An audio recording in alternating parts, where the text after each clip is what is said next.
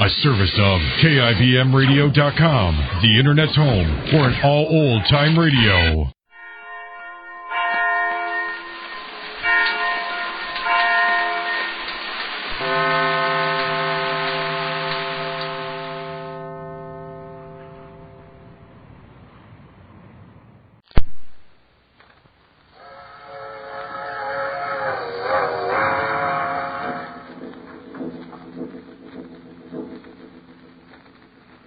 The Mysterious Traveler.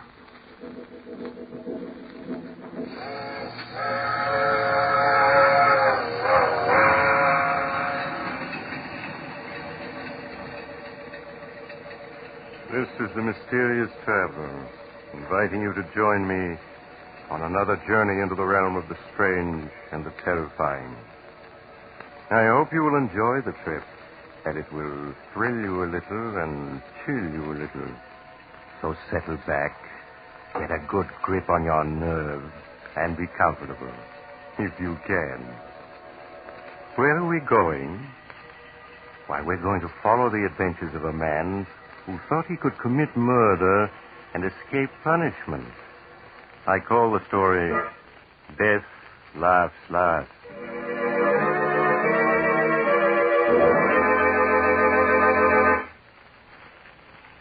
It was while I was practicing medicine in an eastern city that Edward Harrison brought his wife Mary to me for an examination. I could see at a glance that she was dangerously ill. When I had finished my examination, however, I tried to conceal her true condition from her till I had a chance to speak privately to her husband. It isn't anything serious, is it, Dr. Smith? Oh, please tell me that it isn't. Well, I'm afraid it's too soon to say, Mrs. Harrison. Until the X-ray plates are ready, I can't say yes or no. But now your husband is waiting outside. He's probably beginning to worry, so... Oh, yes, of course. Here's your wife, Mr. Harrison. You must have thought I'd kidnapped her. No, but I was getting a little worried, Doctor. I hope you didn't find anything very wrong. Well, I took several X-rays, but I won't be able to tell much until they're developed. I'd like your wife to come back day after tomorrow, if she can. Of course, Doctor. What time would be the best? Well, any time that's convenient to you. Now, I'll write out a prescription your husband can have filled. Will you step in for a moment, Mr. Harrison? Sure thing. With you in a moment, Mary. Of course, darling. Sit down, won't you, Mr. Harrison? All right. Now, what is it, Doctor? Mr. Harrison, your wife is dangerously ill. Does that mean she's going to die? Her only hope is a brain operation. A very difficult and delicate operation. Without it, well, I could only give her 6 months, a year at most. No, it mustn't be. She's got to have the operation, you hear? I must tell you, Mr. Harrison, that only one man in this country has the necessary skill for the operation your wife needs. He's Dr. Howard Richards, and naturally he's in great demand. His average fee for an operation is about $1,500. $1,500? Well, of course, if you can't afford that, you might consider the circumstances and... No, I can afford it.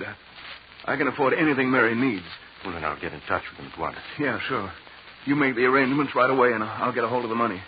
I'll get it to you by tomorrow, sure.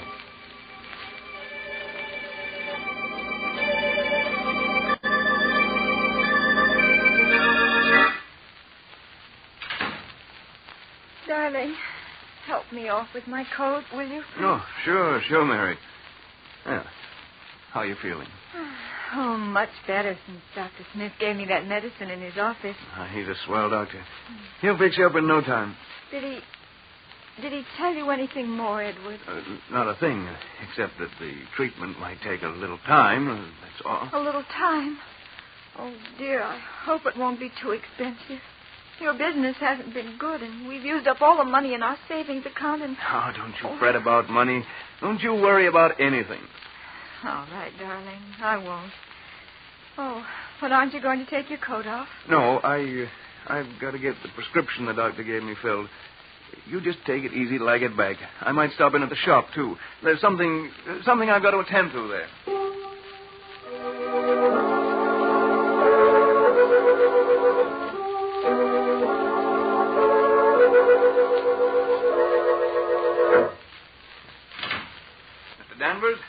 Ed Harrison. Oh, yes, Mr. Harrison.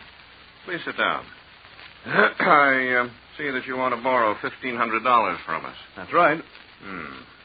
Unfortunately, the security you offer, your home... Well, what's wrong with it? It's a swell little house, good section, all in good repair. Yes, that's true. But you already have a first and second mortgage on it, totaling $4,000. And, well, I'm afraid we can't make any further loans. But I've got to have the money.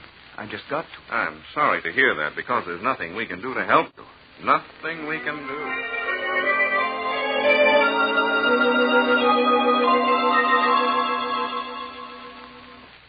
You say you're not employed, Mr. Harrison. No, I own a shop. I'm a locksmith. Mm-hmm. Well, that means you're never certain of your income.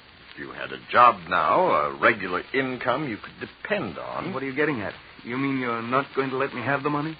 I certainly wish I could, but under the circumstances... Well, I'm sorry, very sorry, but there's nothing I can do.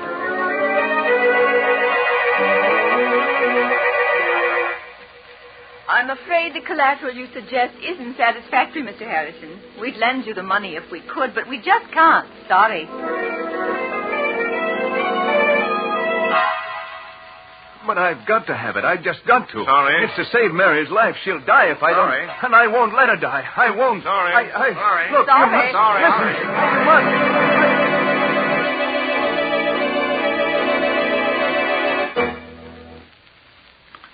Edward, you aren't eating. Oh, and you're so quiet.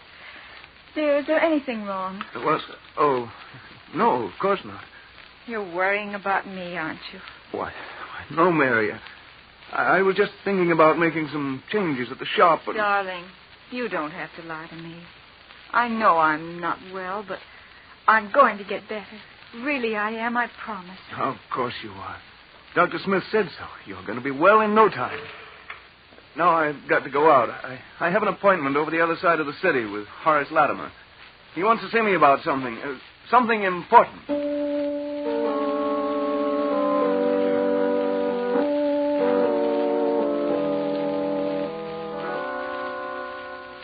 Edward had no appointment with Horace Latimer, but went to see Horace anyway. For he and Horace had been boyhood friends. Then their paths had separated, and Horace had grown wealthy. But in his desperation, Edward Harrison hoped that Horace would remember the past and would lend him the money he'd been trying to raise all day. Horace could spare it easily. But would he? 1,500? That's rather a lot of money, Ed. I know it is, Horace, but it's for Mary, for an operation. I've got to have it. Yes. Why don't you try the bank?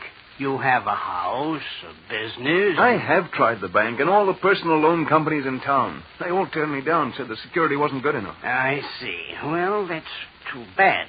But I don't quite understand why you came to me, Ed. Because we're friends, that's why. Because when we were boys, we agreed that we'd each of us always lend the other a helping hand if we could. Boys don't understand business very well, I'm afraid, Ed. No, I suppose not. They don't understand business. They just understand friendship. You know, if I had the money and you needed it, I'd lend it to you in a minute. I don't doubt that at all, Ed. And you can bet I'd lend it to you if I had it. But that's the trouble. I haven't any ready cash. The income tax, you know, and a couple of shaky investments that I had to bolster up lately. All right, Horace, never mind explaining. I get the idea. You're not going to lend me the money. Really, Ed? I would if I could, but I can't. I'm sorry. Save your sorrow for somebody else. I don't need your money, you hear? I'll get it someplace else. Yes, I'll get it. Somehow.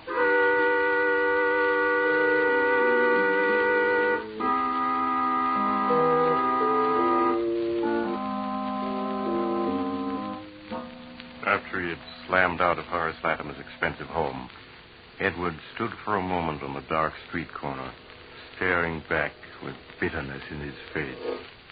Sorry. Yes, you're sorry. In a pig's eye, you're sorry. What a sap I was to think you were a pal of mine. What's that, buddy? Oh, was you talking to me? What? Oh, no, sorry. I guess I was thinking out loud. Oh, that's okay. Hey, got a match? A match? Oh, sure. Yeah, there you go. Thanks. Okay, just hold it like that. Make a move and I'll plug you. Gun? Yeah, Why, this is a stick-up. Hold hand over your dough and make it fast, see? My dough? That's a hot one. I'm out trying to raise money myself. We're both out of luck. I've only got $1 on me. Take it if you want it anyway. It's more than I could raise. Don't try to kid me. Stand still while I see what you got in your pockets. A wallet. A leather case of some kind. You'll find just $1 in that wallet. Yeah? $1. One measly buck. I bet you got a roll hidden in this leather case. It's heavy enough. There's nothing in there but my emergency kit. Yeah, well, I'll just see for myself. Say. Oh, this kit is full of skeleton keys and picklocks and stuff.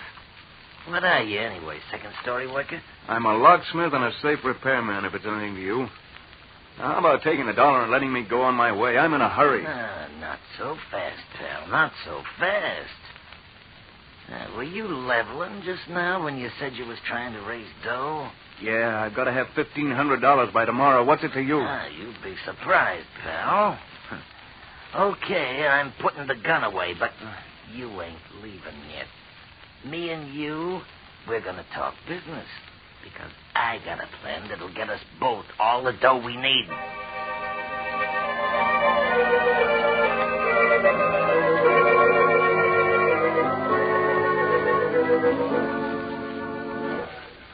Two more beers, waiter. Coming up. Well, is it a deal on the proposition? I don't know, Mike. Sure you do. There's nothing to it.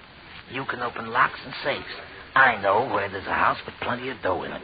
You and me together, we'll go get it. We'll make a team. What, burglary? I ain't never stolen anything in my life. Listen, you said you needed the dough bad, didn't you? So do I, plenty bad.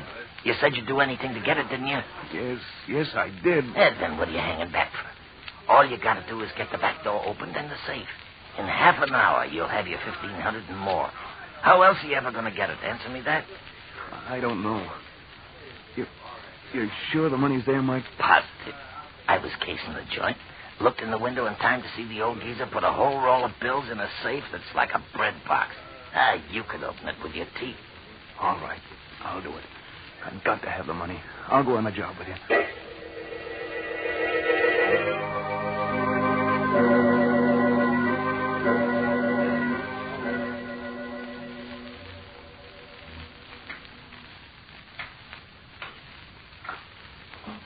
Okay, this is the joint. Everybody's hit the hay long ago. It'll be a cinch. The luck looks easy. But I shouldn't be doing this. There must be some other way to get the money saved. Don't be a sucker all your life. You gotta take what you want in this world. If you don't, you'll never get it. Everybody's a crook of some kind. Take it from me. Well, Get on. Get that door open. We gotta get inside before we're spotted. all right. Let me take a second, I think. Yes. There. It's unlocked. Okay, get inside. The safe's in the library. Down this way. Don't make any noise. You're sure there's only two of them in the house? Yeah, the old guy and his butler. Probably both of them deaf as posts. Here's the library. Come on. The safe's behind the picture on the wall. This picture? Yeah, that's it. I'll lift it down. There you are. That safe is just a kid's toy. Go ahead, get it open. It won't be that easy. But I'll have it open inside half an hour.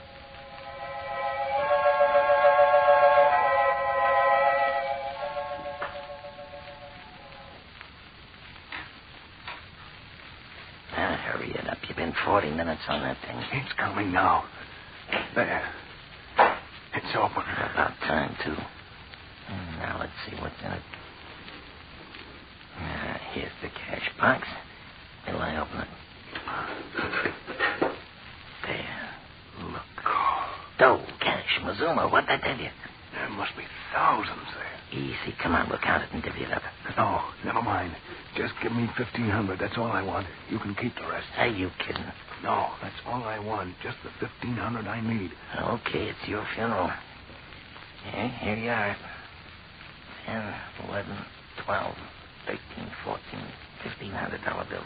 $1,500. Yeah, for just an hour's work. Easy money, huh? What do you think? We crack a couple more cribs tonight? No, I just want to get out of here now and... Get behind this door. I'll take care of it. Burglars! Jenkins! Police! Help! What'd you expect me to do? Shake his hand? But you killed him. Yes. I'm an accessory to murder. Cut the guff and let's get out of here. Or do you want to get caught? No, of course not. Well, then let's get going. Come on. We can... Stand still, both of you. I have a gun and I have you covered. The butler. If you move, I'll shoot. I can see you perfectly. He's standing on the stairs. He's got a gun. We're caught. No, not yet. We ain't. Not for an old scarecrow with a rusty horse pistol. Put up your hands. I'm going to call the police. You've done something to the master. Okay, we'll put up our hands. Fight fun, we will. Oh! I shot him. We got to get out of here in a hurry. Those shots...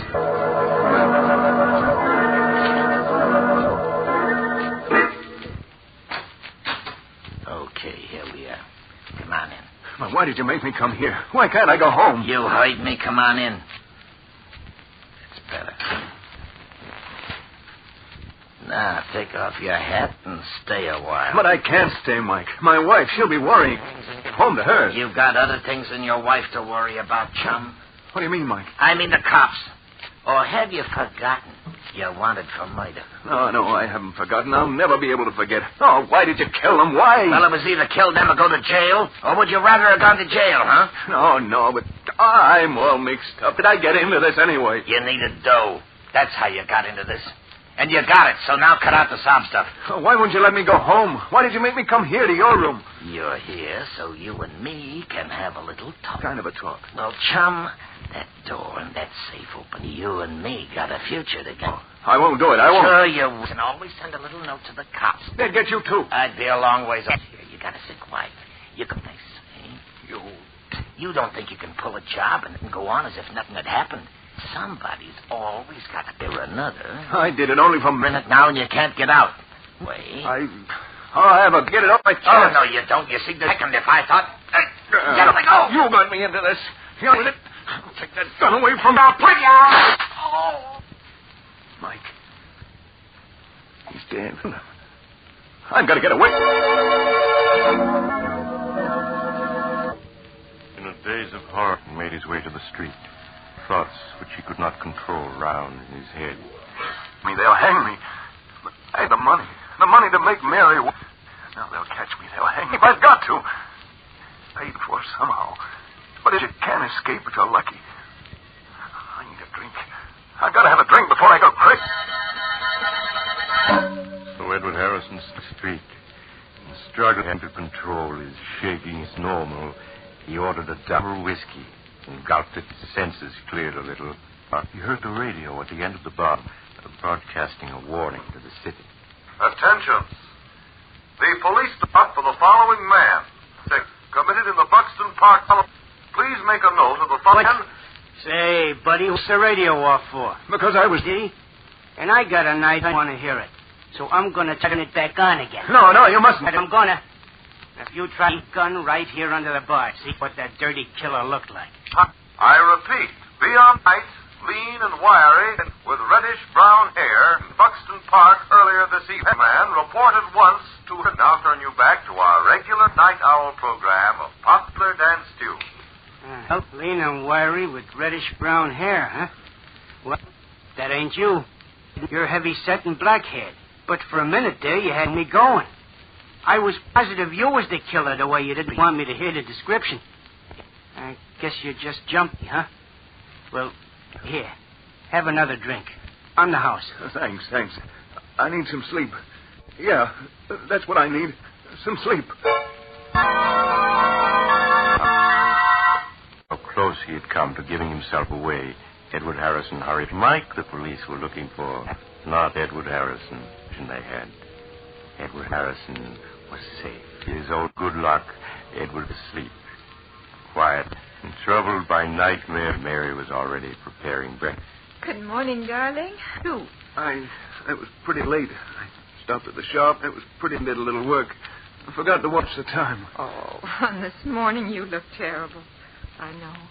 You're worrying about me. Oh, but you about me. Really, I am. Of course you are. I'm going to see to that. What do you think? Dr. Smith called up last night. He wanted to talk to you. Said he had some good news for you. Good news? Yes, but he wouldn't tell me what it was. I don't know why. He asked for you to stop in at his office this morning. I think I know what it is.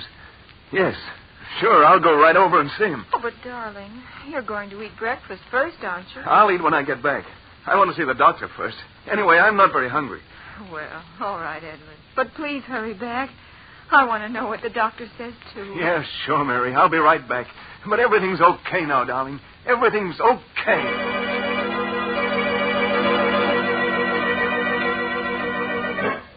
After he left the house, Edward bought a morning paper. Big headlines told of the murders the night before, but he scarcely saw them. His eyes hurried through the story until he found what he was looking for. The news that Mike's body had been found. The butler Mike had shot had given the police Mike's description and then died before he could tell them there was anyone with Mike. So the police had listed Mike's death as a suicide or an accident and closed the case. Edward Harrison was safe. Perfectly safe. Safe. I'm safe.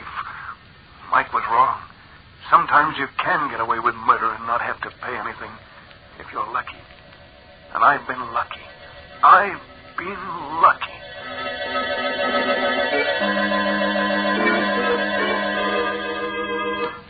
When Edward Harrison entered my office, he sat down beside my desk and tossed a folded newspaper into the wastebasket. His expression was that of a man who had just faced disaster and been rescued at the last moment. Good morning, Doctor. Mary said you'd phoned. You had good news. Yes, Mr. Harrison, I called you last night after I got in touch with Dr. Richards.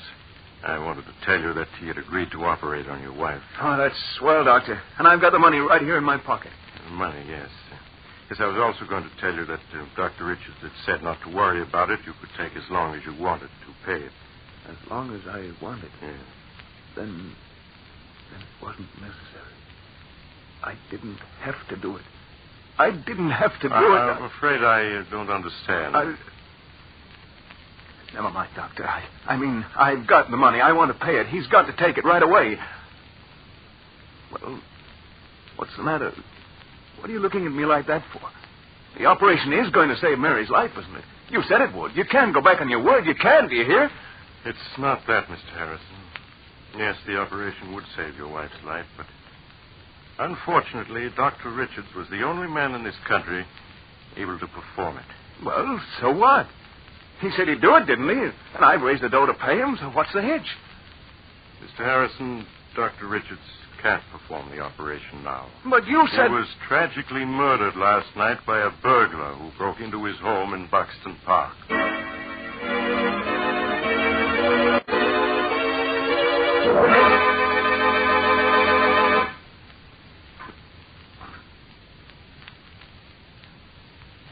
This is the mysterious traveler again.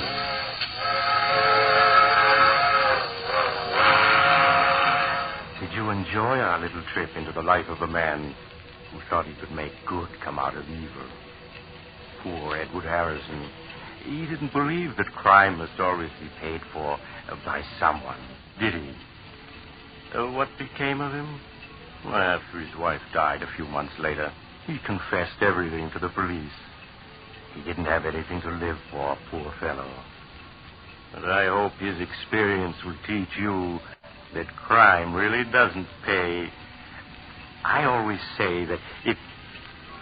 Oh, you're getting off at the next stop. I'm sorry. But perhaps we'll meet again soon.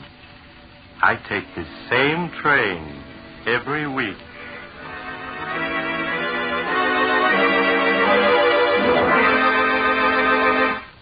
You have just heard Chapter 42 of The Mysterious Traveler, a series of dramas of the strange and terrifying. In today's story, Death Laughs Last, Philip Clark played Edward Harrison, Carl Emery played Mike, and Elizabeth Morgan played Mary Harrison. The Mysterious Traveler is written by Bob Arthur and David Cogan, and original music is played by Henry Silverne. The entire production is under the direction of Jock McGregor.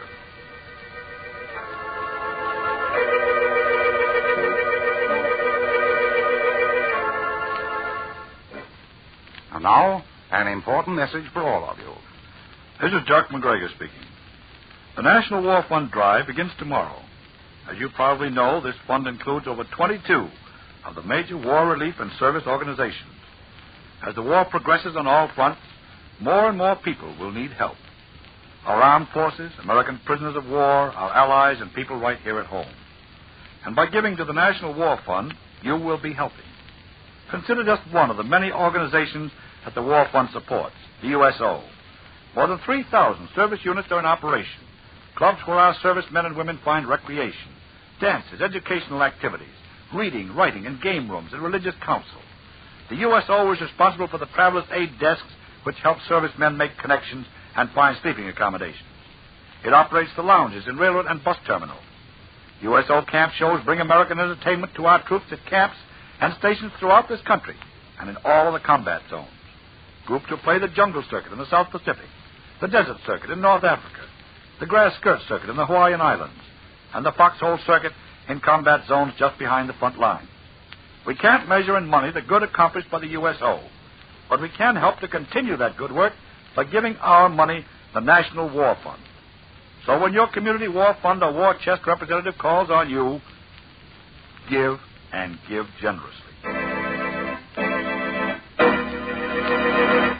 Listen next time to a tale titled The Man the Insects Hated. Another tale of the mysterious traveler.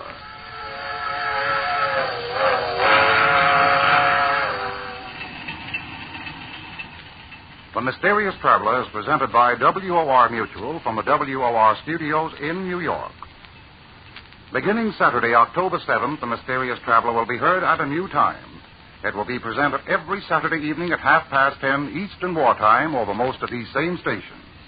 So remember the new time, 10:30 p.m., Saturdays. This is Mutual.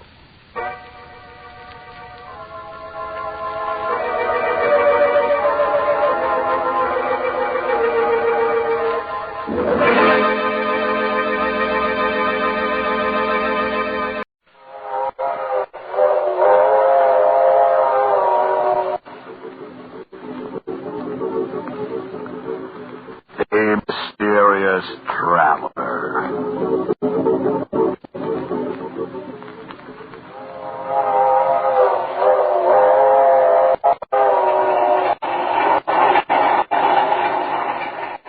This is the Mysterious Traveler, inviting you to join me on another journey into the realm of the strange and the terrifying.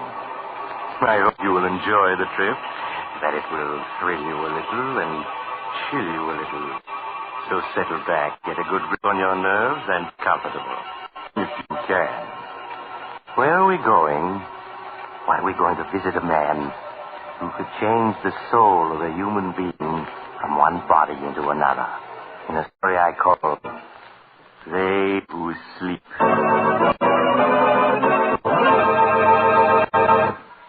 My story begins late one foggy night in a dingy little room in the slum section of a great city. The occupant of the room, a small man, white-haired, his cheeks hollow from hunger, has just admitted a visitor whom he does not know and whom he is trying to send away.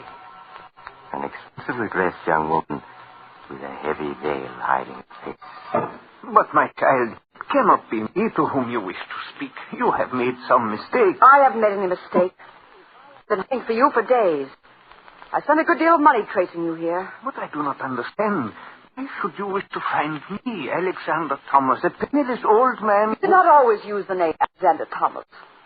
Once you called yourself Chadwin the Great, hypnotist beyond compare. Chadwin the Great? Yes. I once used that name. But Chadwin the Great no longer exists. I am only Alexander Thomas now. Listen to me, Chadwin. We've met before. 10 years ago, you gave a performance at the Bijou Theater. There are so many Bijou theaters. You asked for volunteers to be hypnotized. I came up on the stage. I and my sister Rose. You hypnotized her easily, but you could not hypnotize me. There were so many, I cannot remember. Oh, but you can remember this newspaper clipping. That old story from the newspapers? Where'd you get it? It says that you, Chadwin the Great, once performed the experiment changing two men's souls. By the use of secret drugs and your great powers of hypnotism, You transferred one man's soul into another man's body. You cannot believe all the newspapers say. You did this before witnesses. And one of the two men died. You went to prison for 5 years for manslaughter. Why do you come here to remind an old man of his tragedies? Go, please. Leave me alone. No, Chapman. For years I've kept this clipping, for years. Never knowing what impulse made me tear it up and save it. Until last week I found it again. And then I knew. You speak not like a woman, but like a soul possessed by devils. I am. So you can transfer souls from one body to another? No, I cannot. How much would you charge to do it again? Do not ask that of me. I am old. I have been in prison. How much, Chadwin? Could you put my soul into another's body for $10,000? $10,000? Yes. Then you could live like a man again, not like a starving animal in this hovel. Once before I tampered with the eternal laws, I paid the penalty. And so did one of those I experimented upon. But which one, Chadwin? The weaker one. He died. The other, the strong soul in its new body, lived. Then I am ready.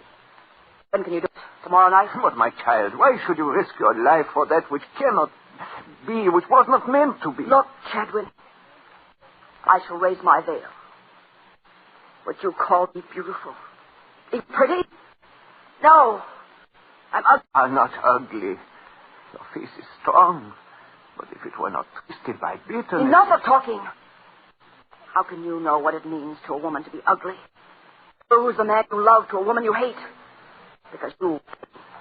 and she's so beautiful. Chadwin, will you do as I ask?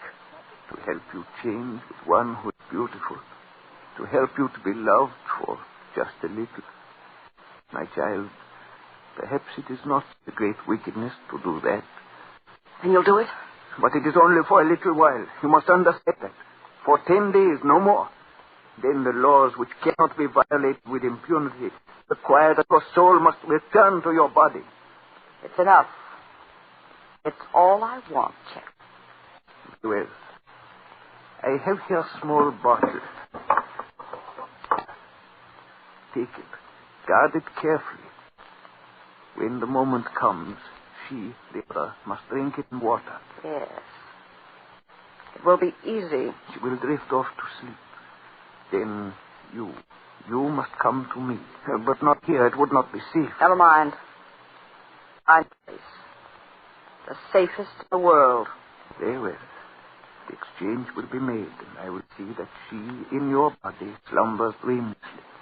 After 10 days, she will wake and be herself again, with no memory whatever of what has happened. And, Miss Vaughn. Helen Vaughn. Now, Miss Vaughn, who is this beautiful one with whom you would change places? The girl who just married the man I love. My sister, Rose Vaughn.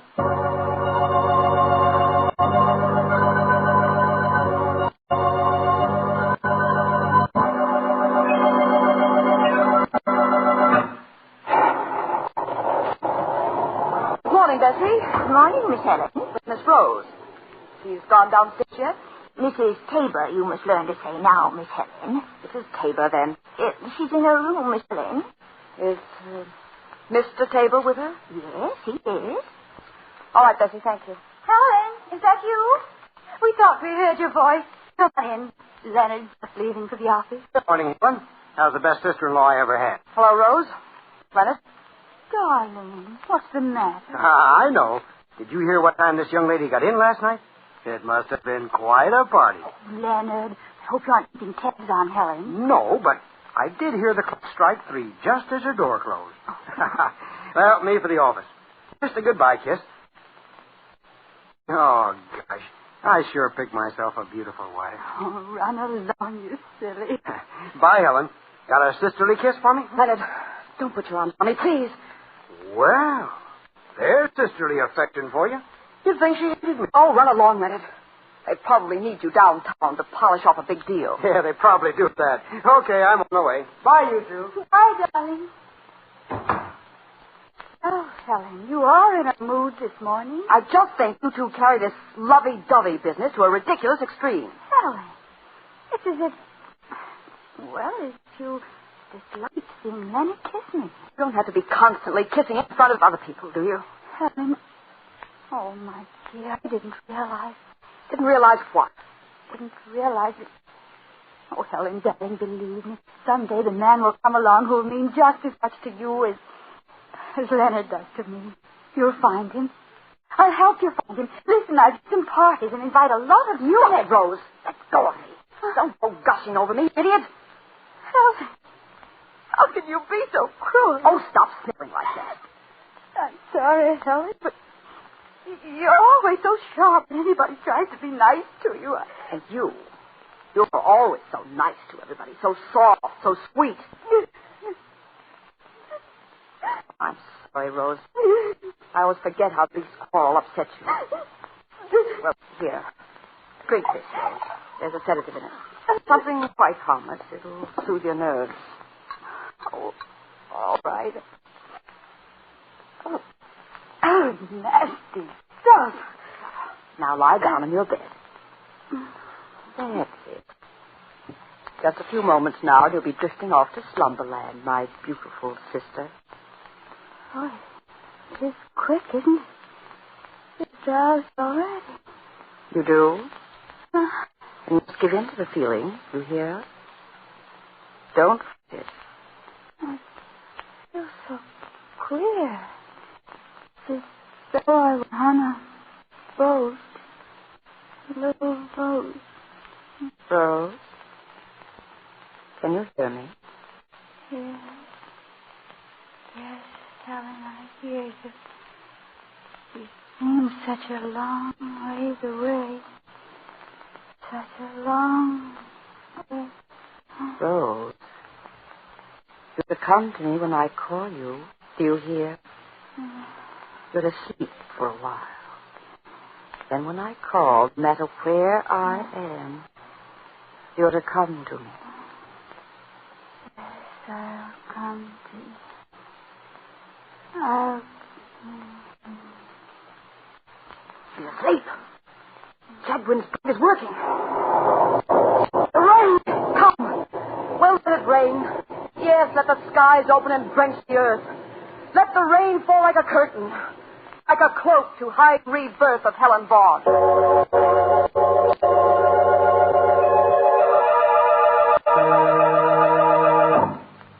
Leaving her sister Rose in a slumber so deep it was almost death-like, Helen Vaughn hurried to her room. There she wrote a note addressed to Rose and Leonard, explaining that she had decided suddenly to go off by herself on a trip to Mexico, and that they would probably not hear from her for some time. And she put on her hat and coat and slipped out. All day she waited in a hotel. Then when night came, picked up Chadwin the brake in a rented car and drove him through the storm into a spot well outside the city. She turned into an ancient cemetery. There she brought the car to a stop before a low building of white marble, for which ivy and moss had grown for many years. With a heavy key, she opened the massive padlock, and they entered, shutting the door behind them. The air is almost limbless. Dank odor of a charnel house. But where else could the living lie asleep, peaceful and undisturbed, as safely as here among the sleeping dead? No, I will not go through. You already have your money. You can knock that out now. Then in heaven's name, let us be finished quickly. Quickly, yes. The storm should hide our cemetery guards, but we must take no chances. Now, here's the flashlight I brought. I'll turn it on. Look there, Chapman. It appears that compartments this tiny stone building holds. Each compartment with its iron door, each holding in it a coffin in which lies the dust of a Vaughn. I see them, yes. 12 of them. This one, here on the bottom, is empty. Meant someday to hold the body of Helen Vaughn. To receive her. No, this is madness. See that narrow, dark compartment? So small, so quiet, so restful, so safe from disturbance. In it, for the next 10 days, shall rest my body. The soul of my sister Rose. No, there must be some other way. None that is safe. While my body sleeps and I am absent from it, it must be where no one can find it. And here, No one ever will. I do not like it. Hold on. I'll slide into it. It's quite full enough. The stone is chilly, but that's one would sleep. Going. Osborne, hear me. Enter the body that awaits you here. Enter quickly and wait.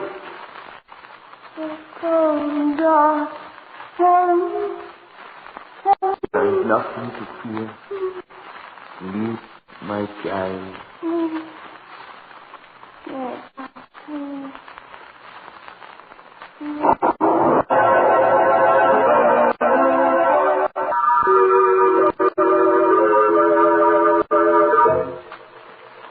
Quickly, Chapman closed and latched the iron door of the compartment, slipped from the mausoleum, the padlock on the huge door again, and was gone. At the same time, back in the big house in the city, the frantic Leonard paced the floor, looking for some change in the condition of his wife, Rose, who all day had been in a strange stupor from which nothing could arouse her. There. Doesn't she look better? Yes, I think she does. Wait now. Rose, darling, don't be frightened. Leonard. Yes, of course it's me. Who did you think it was going to be? I don't know. I was startled. I guess I must have been dreaming. Rose, what happened to you? Why, your voice sounds just like Helen's. Really, Leonard? Perhaps I'm catching a cold. No. Now you sound like yourself again. But for a moment, I'd have sworn it was Helen speaking. I guess I've been so worried I'm just imagining. Leonard, hold me close. Close, darling, close. Always, Rose. Always. Always. Yes, always. She'll never have you back. Never. What are you saying, Rose? I was just thinking of how much I love you. So much that I'll never let anything take you away from me. Never.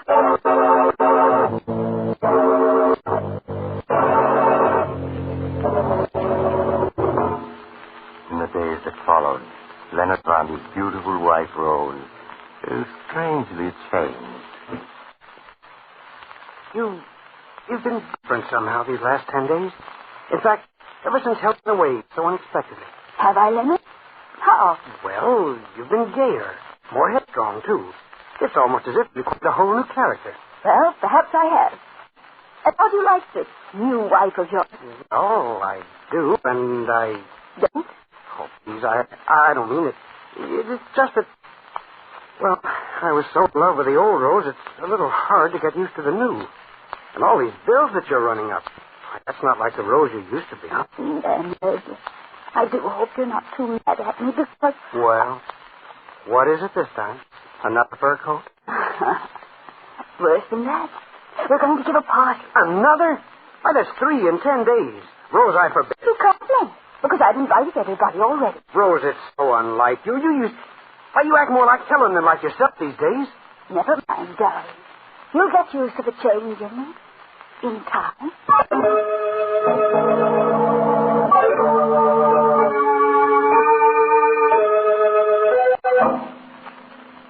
Ignoring her husband's displeasure, Rose, or should I say, Helen, went ahead with her plan for a party that night. And when early in the evening, a small gray-haired man presented himself at the door and asked for her, he sent word by Bessie that she would not see him. I'm sorry, Mr. Chadwin. Miss Tabor says she cannot see you. She says she does not know anyone named Chadwin. But she does. 10 days ago I was here. I gave you an envelope for her. It had a key in it. Oh, surely you remember? Yes, but just the same, she says she doesn't know you. Now, please go, or I'll have to call an officer. Did you tell her what I said? This was a tense day? Yes. She said she had no idea what you were talking about. All right. I'm going. I must do what I can by myself.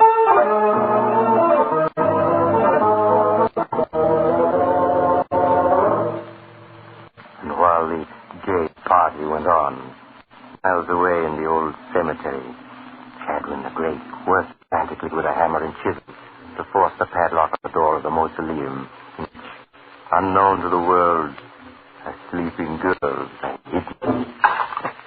Look, got to get it open.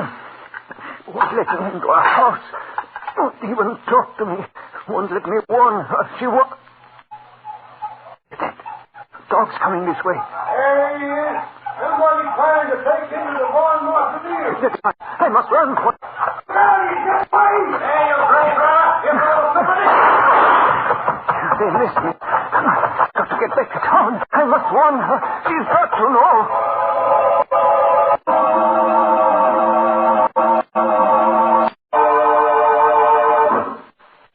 Miss Vaughan, thank heaven this time you heed my message. I won't have you coming around to the house this way, do you hear?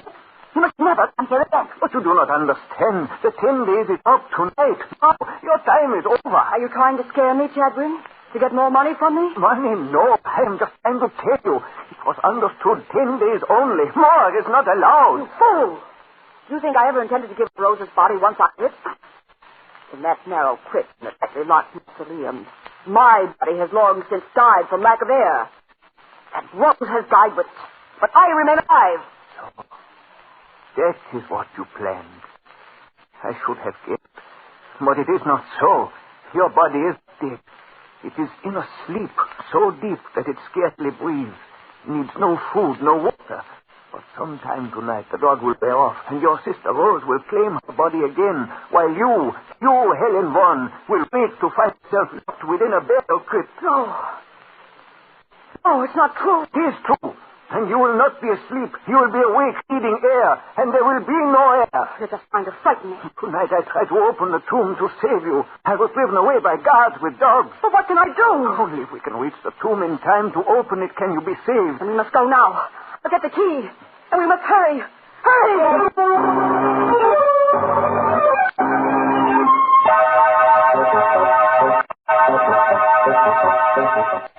There's the mausoleum, Miss Vaughan. Pray heaven the guards are not waiting. They won't be.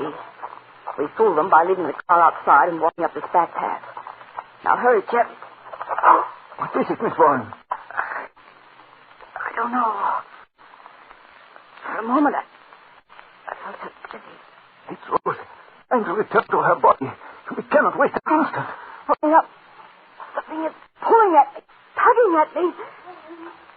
Darling, where are you? She's speaking through her own lips. No, Master. Go back, you hear me, Rose? Go back.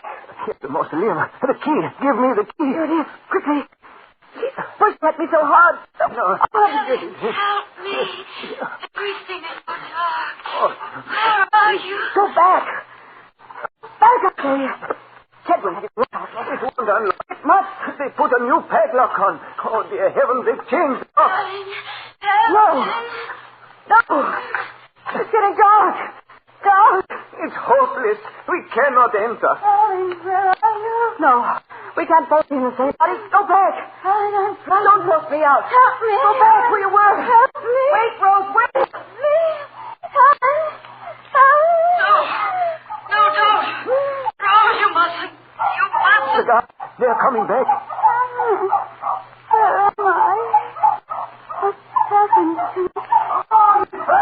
Sleep, child. Sleep a little longer and wake without memories. For Heroin, I can do nothing now. And the guards, they must not catch me. They must not. There he is. We got him this time. Holy cat. It's a girl. It's Mrs. Taylor. Asleep on the steps of her own family mausoleum. Say, we got to get her out of here. Help me lift her out. Hey, wait. Did you hear something then? Like somebody calling a long ways off? Listen.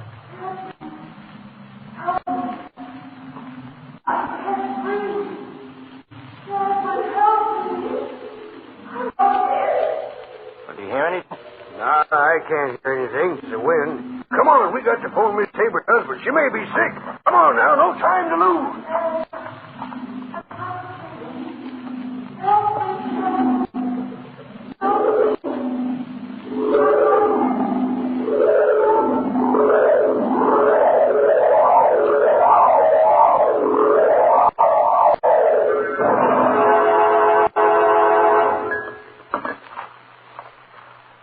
Rose, do you remember anything about about a man named Chadwin? Chadwin? No, I don't, Leonard. Well, Bessie says he called several times last week to see you. The last time was the night of the party. You're sure you don't remember him? No, Leonard. I'm sorry. Oh, it's all right, darling. I just thought maybe you might have begun to remember something that happened during those 10 days when you, weren't yourself. It's so strange. As if my mind had been asleep the whole time. Is there something about Chadwin in the paper? He committed suicide last night. Oh. His body was found near the old family mausoleum. He left a mysterious note saying he was paying for some transgression.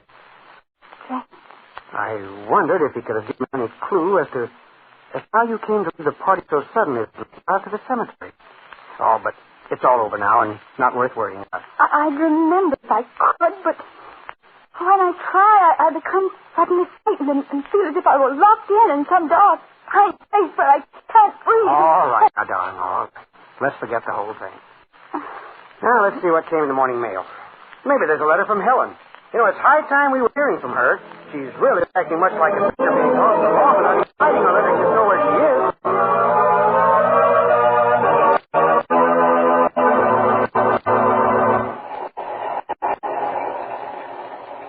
This is the mysterious traveler again. I'm afraid Leonard and Rose are going to have to wait a long time for a letter from Helen. In fact, I'll be very much surprised if they ever get one. I suppose it'll never occur to them to look in the old mausoleum. In fact, since they both feel a distinct aversion to going near it, it may never be opened again. But I don't suppose that makes a difference to Helen. Now, if you were wishing you could step into somebody else's shoes, maybe what happened to Helen will make you change your mind.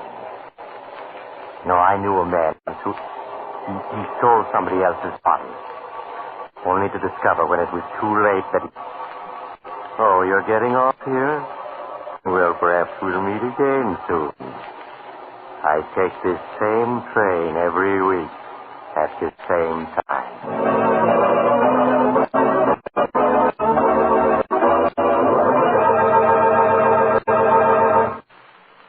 You have just heard Chapter 55 of The Mysterious Traveler, a series of dramas of the strange and terrifying. In tonight's story, They Who Sleep, Philip Clark played Chadwin, Gertrude Warner played Helen, and Helen Clare played Rose. The Mysterious Traveler is written by Bob Arthur and David Cogan. Original music is played by Henry Silverne, and the entire production is under the direction of Josh McGregor.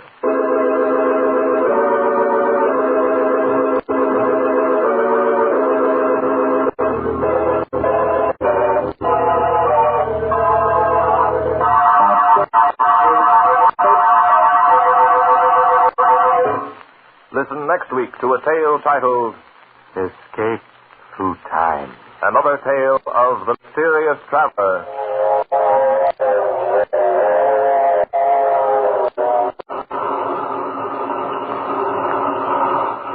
The Mysterious Traveler is presented by WOR Mutual from the WOR Studios in New York. This is Mutual.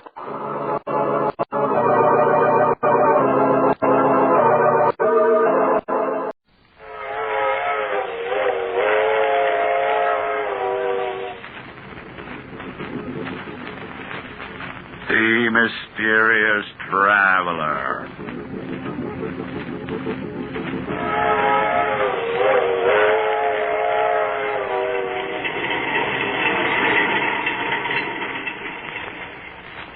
This is the Mysterious Traveler, inviting you to join me on another journey into the realm of the strange and the terrifying. I hope you will enjoy the trip, that it will thrill you a little and chill you a little. So settle back, get a good grip on your nerves, and be comfortable, if you can. Where are we going?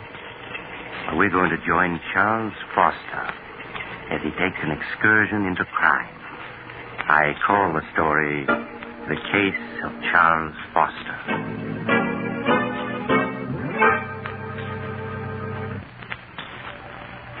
Late one evening several years ago, when I was practicing medicine in a large eastern city, I visited Charles Foster, a friend and patient of mine. I took with me Flush, a cocker spaniel he had entrusted to me. Hello, Doctor. Glad you were able to come.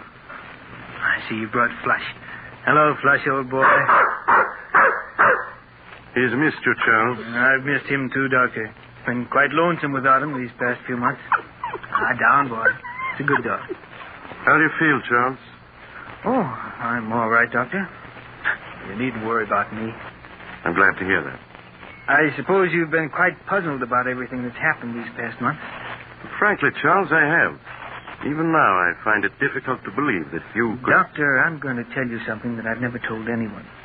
I thought I'd go to the grave with my secret, but, you've always been friends, and I'd like you to know the truth. As you wish, Charles. It's strange how little people know of one another. For 10 years, Agatha and I were married, and to the outside world, we were a happily married couple, but in the privacy of our home, I found life with Agatha a nightmare. I never would have guessed that. For 10 years, I stood her sharp tongue and constant nagging. I might have gone on taking it the rest of my life. Fate hadn't decreed otherwise. It was 3 years ago on a beautiful spring evening that fate stepped in to change the entire course of my life.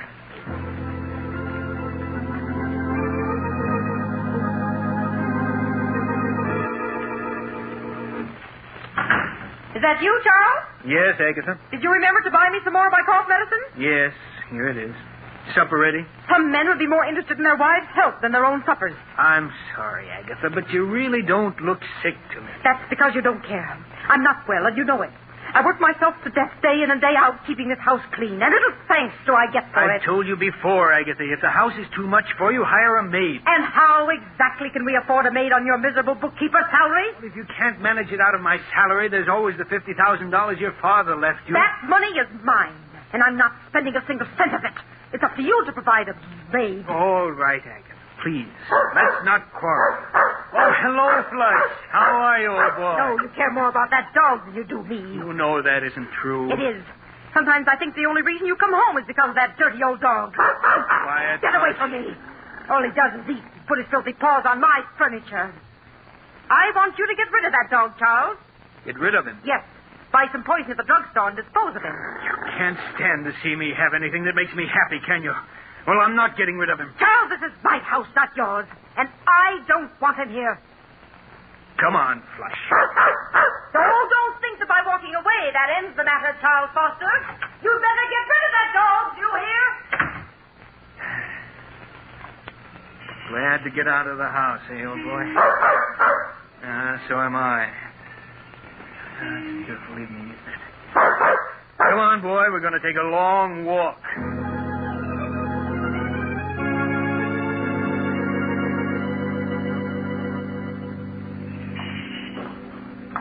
You want to turn around and go home now, Flush? No, neither do I. Pardon me, but aren't you Charles? Julia Sanders. Charles, I thought it was you. Oh, let me look at you. Oh, Julia, you haven't changed a bit. You're as lovely as... How long has it been since we last saw each other? 10 years, almost 11. Has it really been that long? Julia, have you ever forgiven me for what happened? Of course, Charles. I was so insanely in love with you, Julia, that I couldn't bear to have other men look at you. You know that I didn't mean I know, to... Charles. I've thought of that night constantly. It's been like a nightmare ever since. Please, Charles, it's all past and forgotten now. You were perfectly justified in breaking our engagement.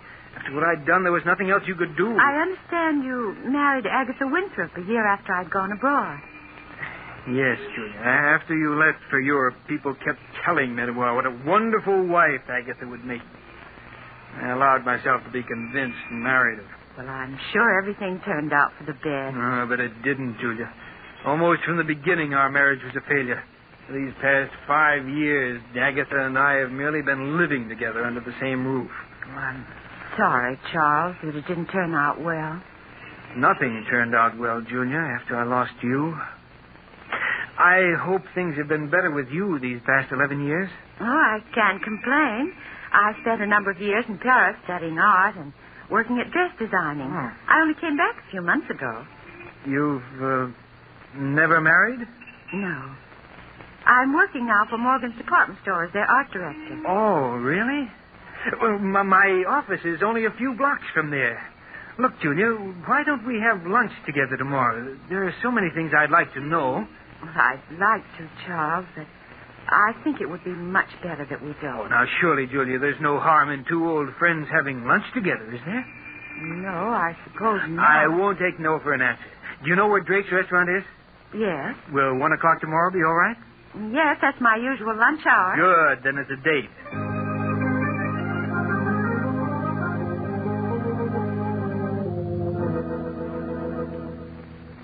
Strange, isn't it, Doctor? The way after 11 years, Julia and I bumped into each other. If we hadn't, what followed would never have happened. It's such small things as an accidental meeting that often change the course of one's life. Yes, I know that now, but I didn't then.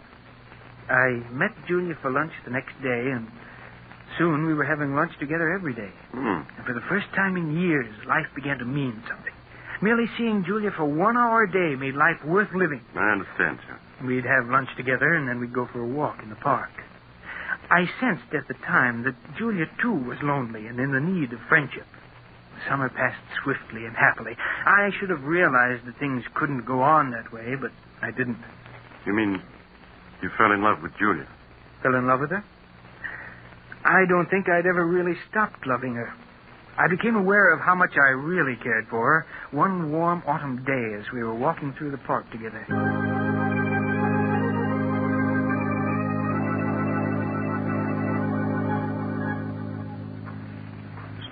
Julia.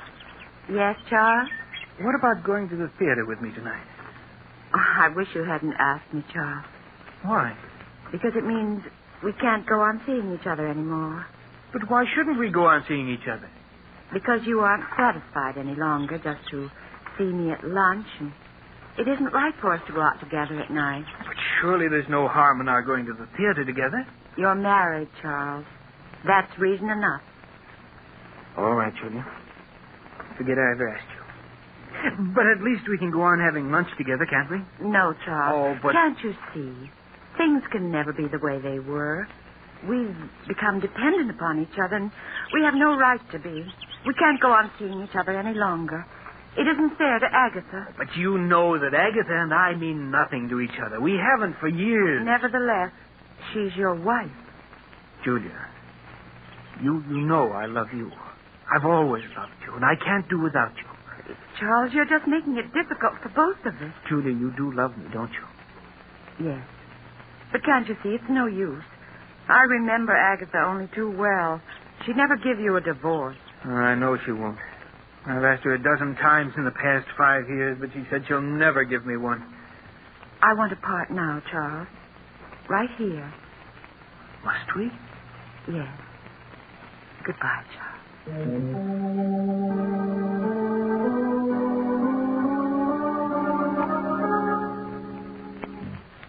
My life seemed to end that day, Doctor, with our parting. I went through the motions of living, but nothing seemed to matter any longer. I can well understand that. Months went by. Every day after work, I stayed in town, unable to face an evening at home with Agatha. When I did arrive home late at night, she'd be waiting for me. Is that you, Charles? Yes, Agatha.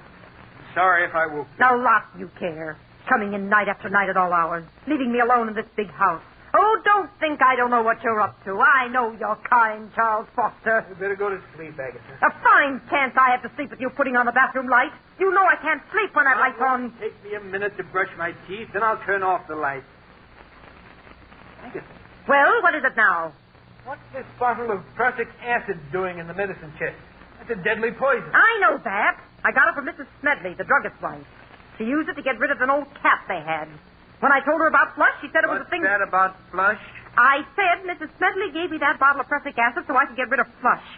I'm going to put him out of his misery tomorrow. You'll do no such thing, do you hear? If you so much as lay a hand on Flush, I'll kill you. I'll kill you, do you understand? Yes, Charles. You get rid of that poison tomorrow. Let's have no more talk of putting Flush out of his misery.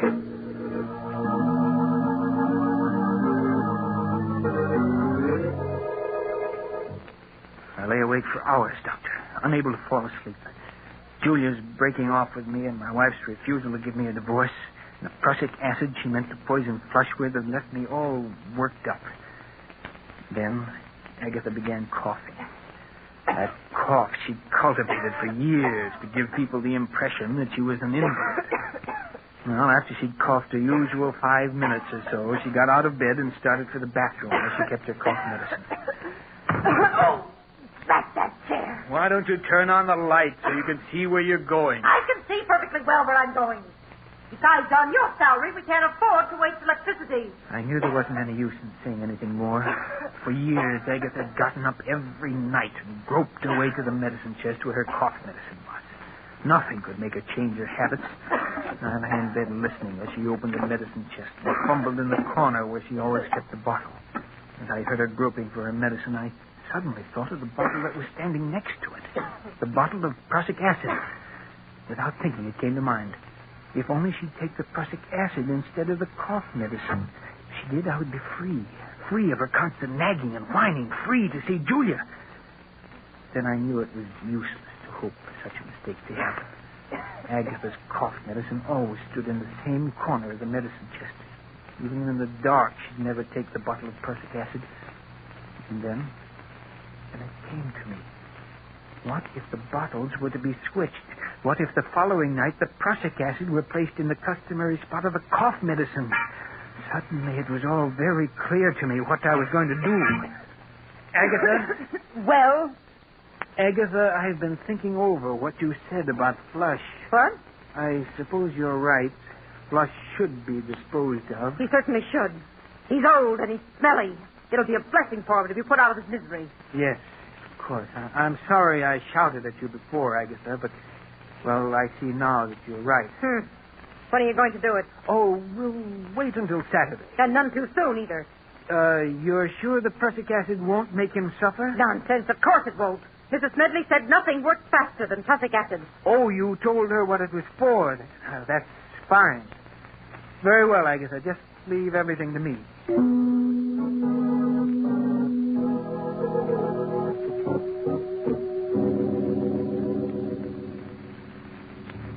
The next night, Doctor, after Agatha was in bed, I quietly strolled into the bathroom and opened the medicine chest. I compared the bottle of cough medicine with that of the prussic acid. They were both small bottles, almost identical in size. I removed the cough medicine from where it stood in the corner of the chest and replaced it with the poison. Then I went to bed and waited impatiently for Agatha to start coughing.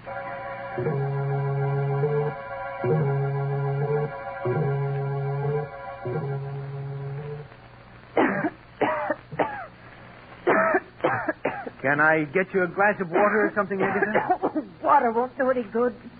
What I need is my cough medicine. Oh, that's that chair. Why don't you turn on the light? Because I can see perfectly in the dark. Besides, someone's got to economize on the electricity in this house. I lay there in the darkness, listening to her grumble as she opened the door of the medicine chest. The blood pounded in my ears as I heard her fumbling for the bottle. Would she feel the slight difference in the bottle when she picked it up? Scarcely able to breathe, I waited. Listen. Then she fell to the floor. I quickly got out of bed, turned on the lights, and went into the bathroom. She was lying on the floor, quite dead. There was an agonized look on her face. I returned the bottle of cough medicine to its proper place, and then I phoned the police.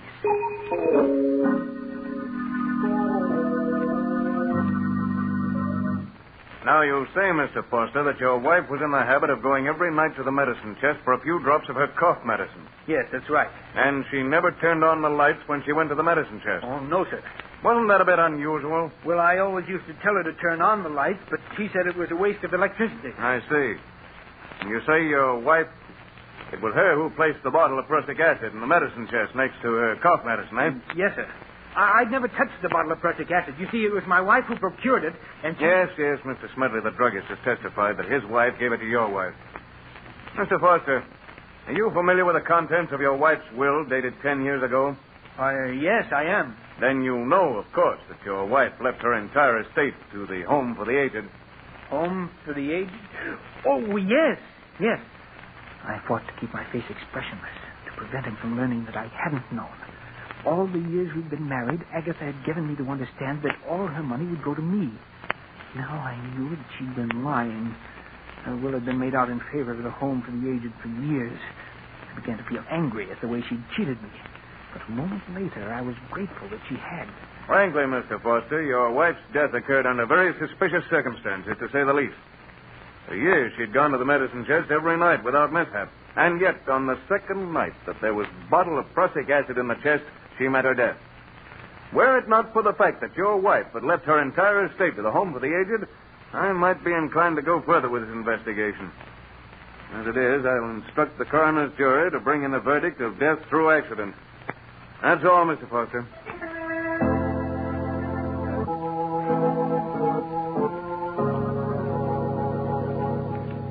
I walked out of the district attorney's office a free man. A few days later, I moved out of the house which had been Agatha's and took up quarters elsewhere. 6 long and uneventful months passed. I made no effort to contact Julia for fear that the police might still have their suspicions. And then I could stand it no longer. I called on her. Charles, when I was told you were waiting to see me, I could hardly believe it. I'm so glad to see you again. Thank you, Julia. It's good to see you again, too. Charles, you don't look well at all. These past few months have been something of a strain, Julia, but I'm all right now. I was tempted so many times to get in touch with you. Then I thought perhaps you didn't want to see anyone. Well, I did want to see you, Julia, but I was afraid it wouldn't look right. I understand, Charles. Now, let's not say anything more of the past. Only the present and the future. Julia, do you think we might try to pick up where we left off last autumn? We can try, Charles.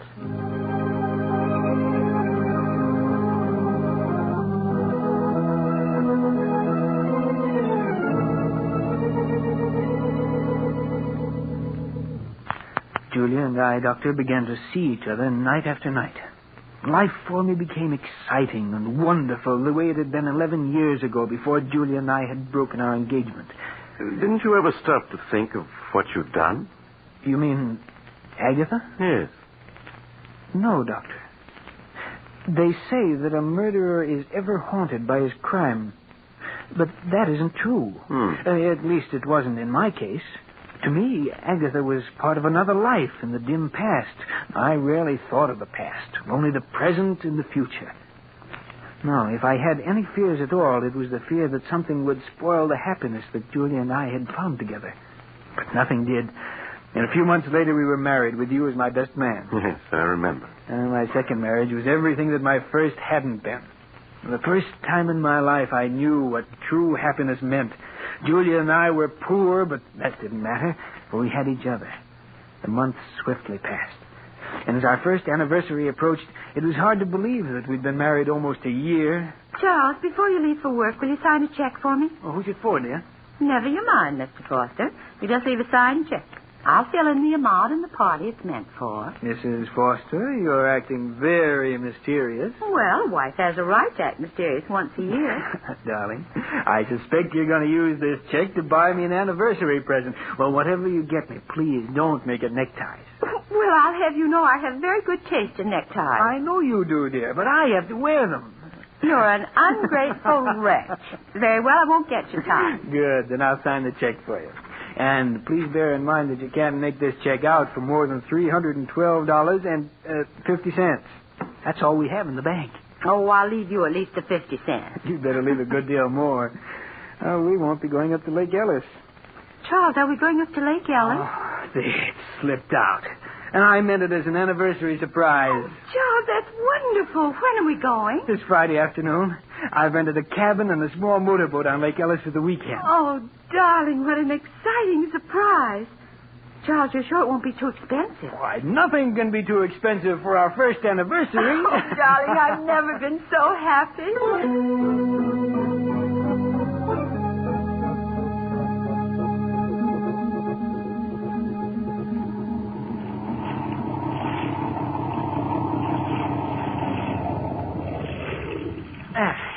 This looks like a nice place to fish. Let's see, where'd I put that bait? Here it is, dear. Thanks, darling. Here's a nice, Fat, dimpled worm. Well, if you can't stand to see me beat him, just turn the other way. That's it. It'll only take me a minute. Charles, look. Let's wait till I get this. There's smoke coming out of the engine hatch. What's that? Yes, you're right. It's on fire. There are flames shooting out. Fire extinguishers at the other end of the boat. Charles, you'd never make it. You'd be burned. Yes, you're right. Besides, even the extinguisher wouldn't do much good now. The fire's too big. What are we going to do? Oh, the heat is becoming unbearable. There's only one thing we can do, Julia. Let's go over the side. We're almost in the center of the lake. I can't swim. But I can, dear. I'll manage to keep us above water somehow. Well, all right, darling. I'll do whatever you say. We'll come through this, Julia. Now, don't be afraid. Now, I'll slip over the side of the boat first, and you follow. All right. Now, hurry, Julia. Let yourself down into the water. I'll keep you afloat. Yes, Charles. That's it. Now, let go of the side of the boat. I have you. Yes, Charles. Now, don't be afraid, darling. You see? It's no trouble keeping you above water. Now, just relax, dear, while I swim with you a bit. We've got to get a good distance from the boat. It may explode. Yes, Charles. Do you see any boats, Rob? No, but someone's bound to see the fire and come to our rescue. Until they do, we must have courage.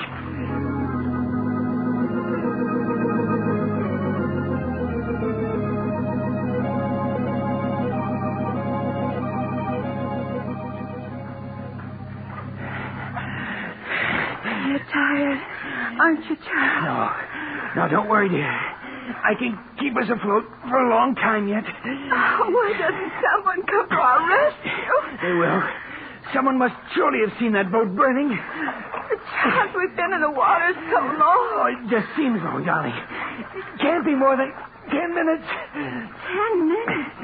It feels more like... Charles! I've got you, Julia.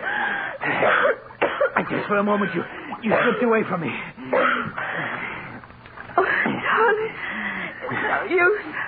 I'm just a millstone around your neck. What are you saying? Why should we both drown?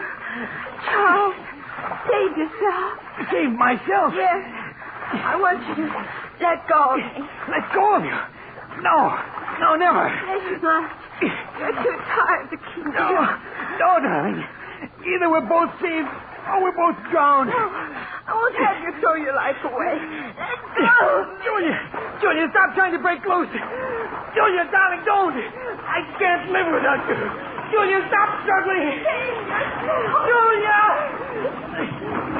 Don't let me. I will save her.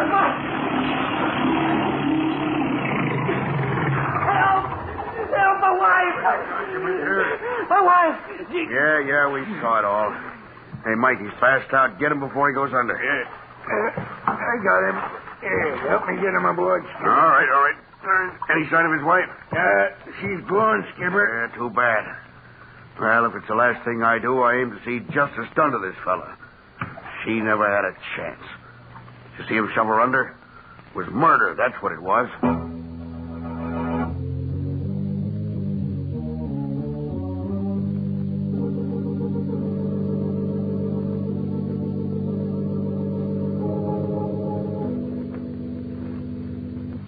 Now, Mr. Foster, both of the men who rescued you claim that as they approached you and your late wife in their boat, they saw you struggling with her.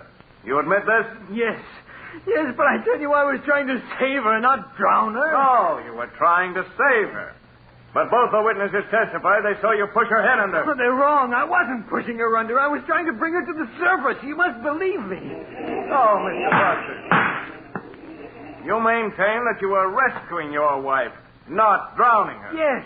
Is it true, Mr. Foster, that you were engaged to your wife 11 years ago and that she broke the engagement? Yes, that's true. Would you mind telling the jury why she broke the engagement? We had a misunderstanding. A misunderstanding? Do you call shooting the woman you're engaged to just a misunderstanding? No. You must let me explain. It's true that 11 years ago I did shoot Julia, but I've been drinking. I didn't know what I was doing. Mr. Foster, you do admit shooting and wounding her? Yes. Have you ever seen this before? Why, yes. That's the insurance policy I took out for Julia and myself. Exactly. And when was this policy taken out? Well, about a month ago. June 15th, to be exact. And what's the value of this policy, Mr. Foster? Well, if either my wife or myself died, provided $10,000 for the survivor. Yes, Mr. Foster. If either you or your wife died a natural death, it provided $10,000 to the survivor. But there's also a double indemnity clause in this policy, isn't there? Yes, but One that provides you with $20,000 if your wife died an accidental death, such as drowning. That's true, but I swear I didn't drown my wife. I tell you I was trying to save her. Save her, not drown her. You must believe me. You must.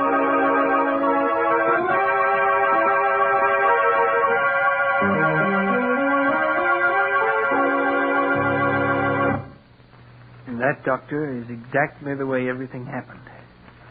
Strange, isn't it? The way justice works itself out.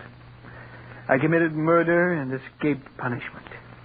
Now I'm paying with my life for the death of the one person I really loved. It's time to go, Foster. All right, Warden. Goodbye, Doctor. And take good care of Flush, will you? Of course, Charles. Goodbye. All right, Warden. I'm ready. Let's go.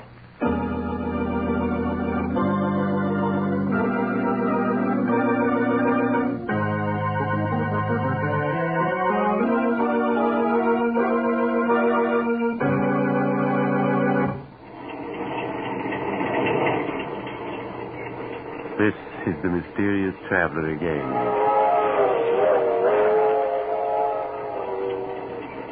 Did you enjoy our little trip? Too bad about Charles Foster, wasn't it? As he was strapped into the electric chair, there was an ironic smile on his lips, for he was being executed for something he had not done. But as Charles himself said, justice has a strange way of working itself out. I knew another man once who thought it would be a simple thing to dispose of his wife. Unfortunately, he... Oh, you're getting off here? I'm sorry. But perhaps we'll meet again soon. I take this same train every week at this time.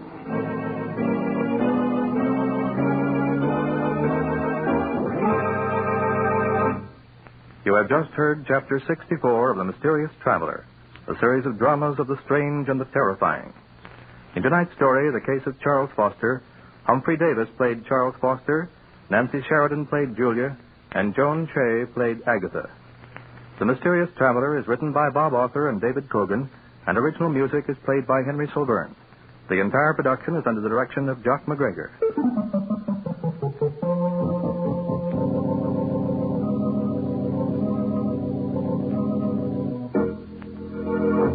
Listen next week to a tale titled Blood Money. Another tale of the Mysterious Traveler.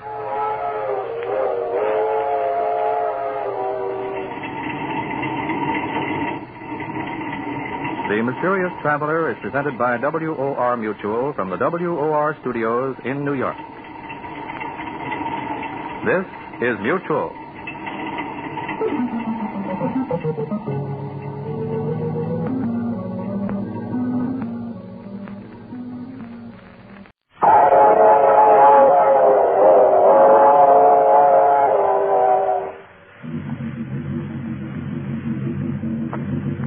Mysterious Traveler.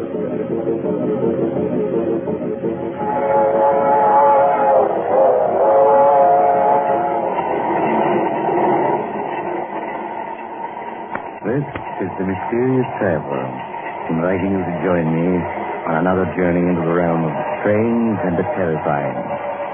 I hope you will enjoy the trip, and it will thrill you a little and chill you a little. So settle back.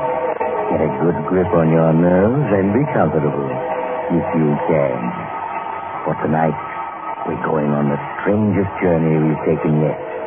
We're going down into the dark and fearsome depths of the sea to watch fate settle her accounts with the arch enemy of mankind. In a story I call Death Comes for Adolph Hitler.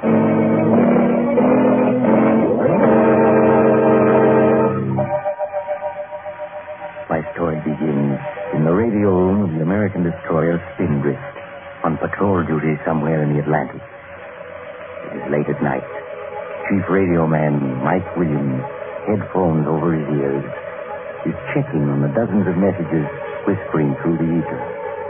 Beside Mike, his relief man, Joe Norman, is sitting back with his feet up, working a crossword puzzle and mournfully humming to himself. Show me the way to go home. All the time I want to go to bed. My little quark along. Joe, cut it.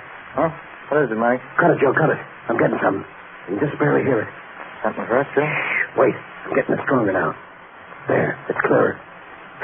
Holy cow. Hey, what is it? It's a German sub. On the bottom and calling for help. Ain't that something? Shall I notify the skipper? No, nothing we can do. Must be hundreds of miles away. Get a pencil on, put on those headphones. We'll take down the message, whatever it is. Okay, I got a pencil here. Oh, is that the phone? Is that it? Are you kidding me? I can't hear a thing. Of course I'm not kidding. I tell you, I had it just now, then it faded out. Wait a minute. It's coming back in again. Hello? Hello? This is Oberleutnant Reiner, the undersea boat Wolf. Listen to me. Anybody who may be picking up this message, please listen to me. There's nothing anybody can do to help us, but please listen anyway. Makes it easier if I can talk. Easier to face what is coming. Because we are doomed. We know it. Only yesterday afternoon, as we were cruising on the surface, recharging our batteries, we thought our mission was as good as accomplished. I was up on the conning tower with Captain Metz. Metz was our passenger. Our very special passenger who called himself Herr Schmidt. Of course, that was not his name, and we all know who he was. A beautiful day, Herr Captain. Particularly gratifying after our long submersion. Yes, Your Excellency. Pardon me, Herr Schmidt. But we could take no chances on surfacing until we were safely past the area of Allied patrols. Of course not, Captain Metz. You must not take the slightest risk, as long as I am aboard. I am aware of that. Do not worry. You will reach your destination safely. I estimate that tomorrow midnight we will take our contact with the South American coast, and our journey will be over. It's good. Understand, Herr Captain? No word of this trip must ever be breathed to the world, or yourself, or any other member of your crew. It is understood. You may rest assured. My crew is well trained. The world must not know or guess that back in the fatherland it is a devil who rules. We have lost, but I shall yet win. It would be disloyal of me to believe anything else, Herr Schmidt. In South America, I will make my plan. The world will think me dead, suicide, on the day Germany falls. But instead, I will be safely hidden, so I can direct our rebirth. Quite so. Our enemies will yet feel the might of my vengeance. I will return to lead my people to victory, however long it may take. Of course, Herr Schmidt. Lifeboat, 3 points off the starboard bow. Lifeboat, 3 points to starboard. Pitching and tossing of the waves ahead of us was a lifeboat. It was crowded with gaunt-faced, bearded men who watched us pull alongside with hostile eyes. A dozen yards from them, Captain Metz ordered the engine to stop. And then as our passenger looked on, his cloak pulled up to conceal his face, Captain Metz questioned the men in the lifeboat. You're in the lifeboat. Who is in charge? I am, bless your eyes. What is your name? What ship? What cargo did you carry? What port were you cleared for? Captain Peter Jensen of the Mountain, now at your service. We were a relief ship carrying food and medical supplies to Greece when one of your murdering undersea dogs torpedoed us. That is all, Captain Jensen. You may pull away now. The nearest land is 300 miles due west of you. I will pull away. Pull, men. Let's get where we can breathe air not contaminated by this scum. The lifeboat started to pull away. The wind unexpectedly ripped aside the cloak that our passenger was using to conceal his face. And in the lifeboat, Captain Peter Jensen, a burly giant of a man, recognized him. Men, stop! Stop! You see that slinking rat in the shape of a man trying to hide his face? You know who that is? Take a good look at him so you can tell your children you've seen the murderer of mankind himself. The archdevil who really gave the orders that sent our comrades to the bottom. I fear you have been recognized, Herr Schmidt. Stop them! Turn your guns on them! Destroy their boat, Herr Commandant! No one must leave the report having seen me! Very well, Herr Schmidt. Forward gun, prepare to fire. Forward gun, ready to fire. Give them 2 rounds. Forward gun, fire. Forward gun, fire. You filthy murdering dogs! So you're going to murder us too? You there on the bridge, listen to me. Every one of us will be waiting for you when your time comes. All of us think you hounds and jackals have murdered. We'll be waiting for you, every one of us. We'll be waiting for you, and someday we'll get you. Remember that. Someday we'll get you.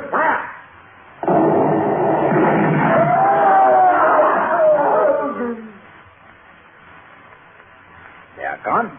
Yes, we have finished them.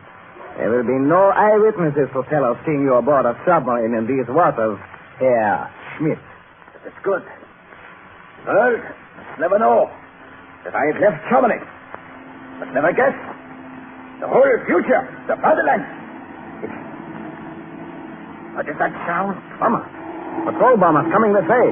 Get below at once. We are going to submerge.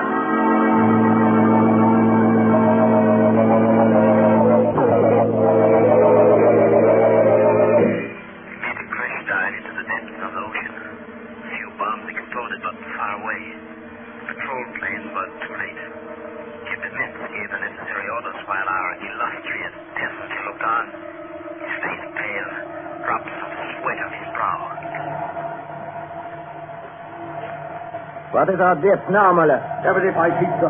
Good. Then we should... The bombs! They're coming closer! No, they have lost us. They are bombing at random now. Yes, they are safe now. Depth, Muller. 90 feet, sir. 90 is good enough. Level her. Level her, sir. We will take course 180 and... Level her, I said. We are still making a 5-degree dive. The leveling planes do not respond, sir. We are damaged! The bombs have damaged us! Impossible. Not one of those bombs was close enough to break an egg. Muller, our depth. 100 feet, sir. Lieutenant Ryder, order half speed ahead. Half speed ahead? To shift the hand operation of the diving plane. Hand operation of the diving plane, sir. Now level her. Level her, sir. Well, what's the matter? Captain, the operating wheel. Your turn. That's right. Diving planes must be jammed, sir. They do not move. Not at all. Captain, miss! I demand that you rise to the surface. Something is wrong. Am I safe? Silence. I am captain of this vessel, and I am giving the orders. Very well. Our leveling planes are jammed. We will surface and clear them. Miller, depth. 120 feet, sir. Stop, Major. Blow the forward ballast tanks. Load the forward ballast tanks, sir.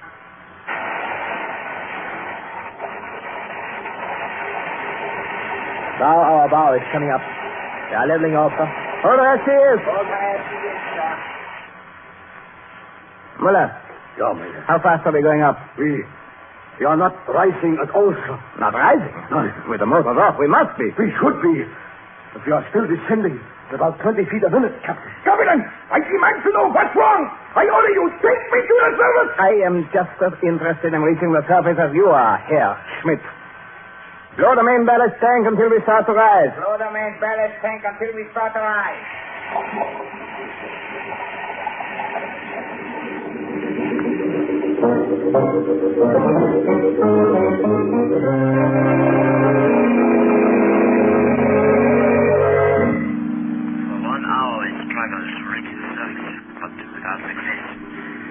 Continued settling to the bottom. It was unreal, unbelievable, impossible.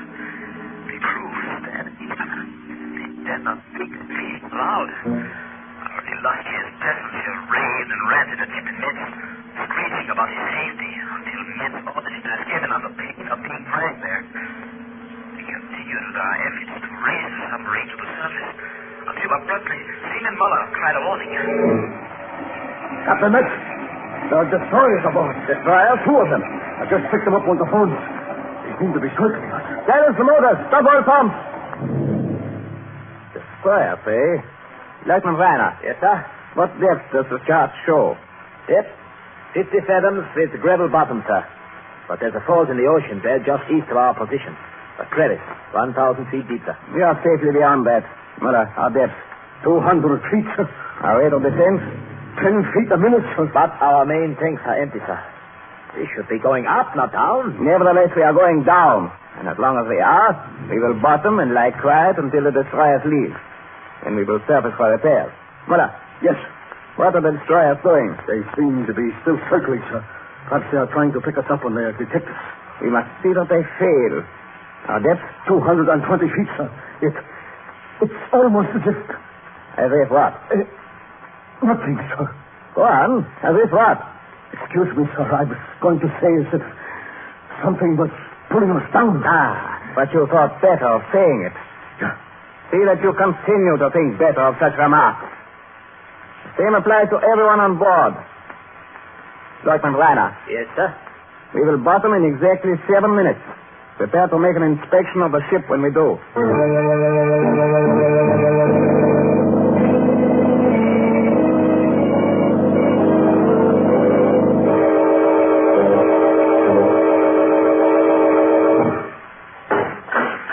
Well, Lieutenant Reiner? I have finished the inspection, sir. And your report? Everything is in perfect order, sir. There are no leaks. The batteries are fully charged. All motors in working order. All pumps operating. Then obviously there's no reason why, when we choose to surface, we should not do so.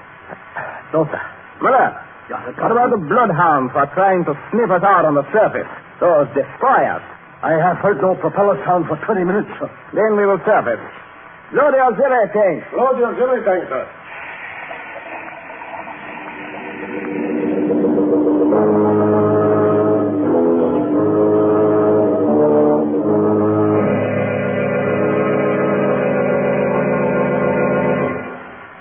All remaining auxiliary tanks are empty, sir. All tanks empty. Captain, your pardon, do you hear? They have blown all our tanks and they have not risen at all. I am well aware of it, Lieutenant Reiner. You take me for an imbecile? No, sir. Of course not, sir. It is thought that it is impossible, sir. Since it is so, it must be possible. Obviously, we are stuck in a mud bottom. But the bottom here is gravel, sir. The chart. Yes, so. The chart is wrong. I say it is mud. Do you hear? Yes, sir. Mud, sir.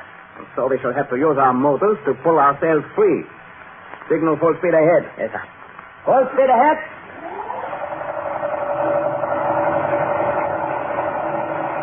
They are not moving, sir. Now what is it? Why have the fools cut the motors? Excuse me, sir. Engine room reporting. Yes. What is it? Well, what have the idiots to say for themselves? They say the propeller is fouled. Fouled? How could it be fouled? It is impossible for it to have become fouled on this bottom. Yes, sir. They say it is not entirely fouled. It will turn, but only very slowly. As if... As if what? Well, sir, they say it turns as if something were holding it, trying to keep it from revolving. The fools. When we get back to our base, I shall court-martial every man aboard. Perhaps the propeller is tangled with some seaweed. That is all. In that case, we may be able to reverse and sweep. Full speed astern. Full speed astern.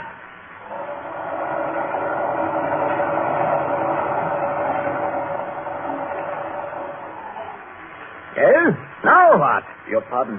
The engine room reports propeller is still fouled, sir. It behaves as it did before. It turns, but as if something is holding it back. And to think that I, Hans Ludwig von Metz, thought I had the finest submarine crew in the world. A brainless pack of idiots who become stuck in the mud on the bottom and they go to pieces like old women. Now listen to me, all of you. The next man who shows... Captain Metz. Herr Schmidt. I trust you have not been lying. Everything is quite under control. My captain, I've been hearing sounds from outside the submarine. Sounds? What kind of sounds? Scratching sounds, tappings on the metal.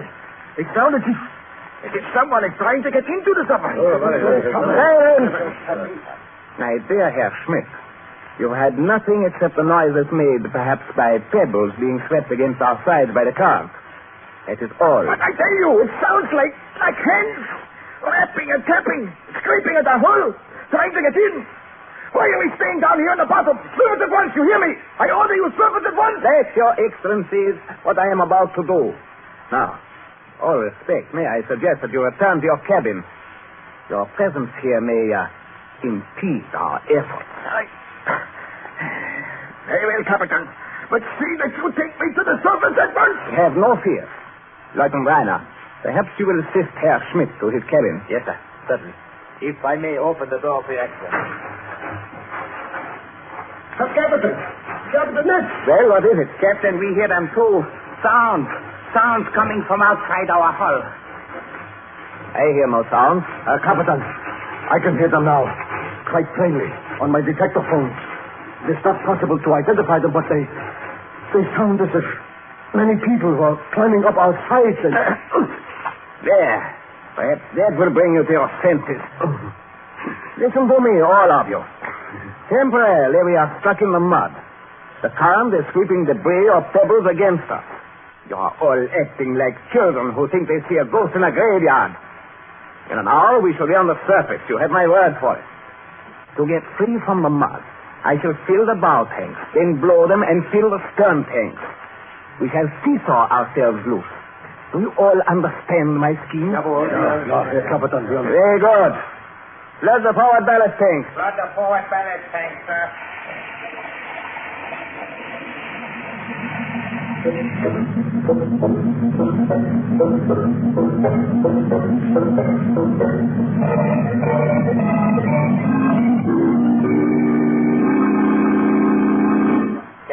Captain Ned.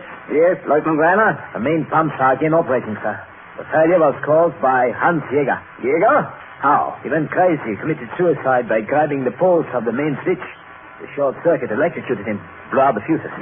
Jäger was always a fool. How the others reacted to his death? Very badly, sir. They are very nervous. Nervous, are they? Yes, sir. That scraping and scratching outside our hull has affected them, sir. It has stopped for now, but the crew says that it's just because they are planning something else. They? Who do you mean by they? The crew says, sir, that there are hundreds of men in the water outside trying to get in at us. Dead men, sir. Lieutenant Reiner, do you wish me to place you under arrest? No, sir. I'm just trying to explain the state of the mind of the crew, sir. In spite of all our efforts, they are still on the bottom, and the men are getting very jumpy, sir. I shall have to teach them a lesson they will not forget. They are taking their cue from our illustrious passenger, of course. If he had not come out here with his ranting and raving... Never mind that. He's quiet now. I gave him whiskey with a sedative in it. Your pardon, Captain. If I may make a suggestion... Well, what is it? There is one thing they have not tried. Huh? They have to try it, sir. Discharge our torpedoes. Discharge our torpedoes? A submarine without torpedoes, Lieutenant, is no more use than an airplane without wings. But we must, sir. We have 10 torpedoes aboard. 25,000 pounds of dead weight. Get rid of that, and we have to rise. We have to. I see you are beginning to share the hysteria of the crew. When we return to our base, I shall not fail to include that fact in my report. However, I accept your suggestion. Order the discharge of our torpedoes to begin at once. Yes, sir. At once.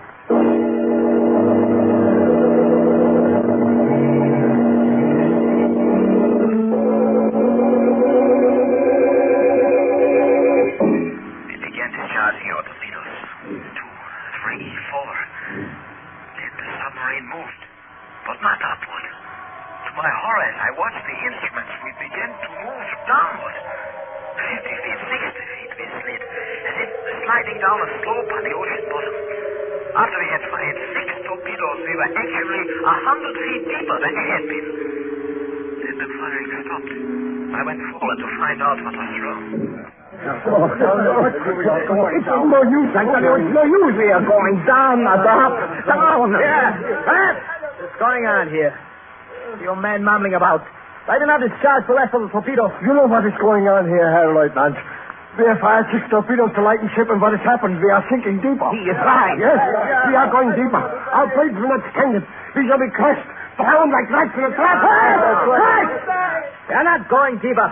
We have come to a stop already. And even if we should slide a little further, we still have a margin of safety of at least 100 feet. The very fact we have moved proves we are breaking free from the mud. No, it is not true. We are not stuck in the mud. We are not. That man? No more of that. No more of that. Why should I? Be quiet. We all know we are not at any much. We all know our tanks are empty, and we should have been on the surface long ago. We all know why our propellers will not turn, and we all know why we cannot rise, too. Because we are being held down. We are being held down by 1,000 dead men who are crawling all over us, scratching at our plates, trying to get in. They have come from all over the 7 seas just to hold us down, just to see we do not get away. Listen to them. Listen. You can hear them now. Listen. What nonsense. Fatman, come to your senses. It's only our plates groaning under pressure. That is not true. You know better. We all know better. Who dragged us down here to the bottom? Whose hands are keeping our propellers from turning? Whose bodies jammed our diving planes? Whose weight is keeping us on the bottom? The death. Scotsman, I order you to be quiet. It is too late for orders.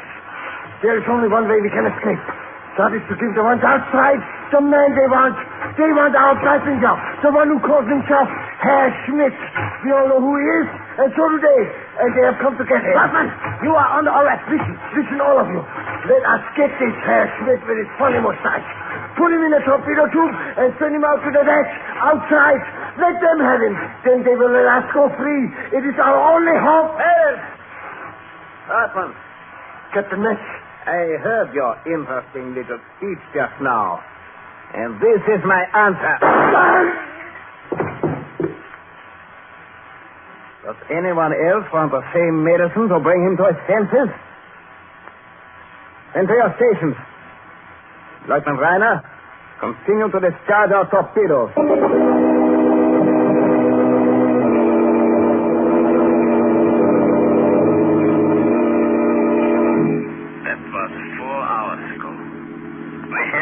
All our torpedoes, and we are still on the bottom. Every few minutes we slip a little closer to the 1,000-foot chasm in the seabed. Very soon, inevitably, we will slip over the edge right into it. The whole submarine is filled with a great rustling, scratching, as though thousands of hands were clawing at it, tugging at it, pulling it toward that chasm. The crew truly believes that we are being slowly but surely dragged toward it by the dead. By the thousands of dead who have gathered outside, drawn here by their hatred for our passenger. A hatred which is so great even death cannot quench it. I don't know. Perhaps they are right. Certainly our passenger believes it himself. He's in the next cabin. Captain Metz has locked him in. Perhaps if I hold his microphone into which I'm speaking close to the bulkhead, you can hear him. Commander Metz, do something! I order you to do something! They are outside! They're throwing at the water to get at me! Captain, I order you to save me!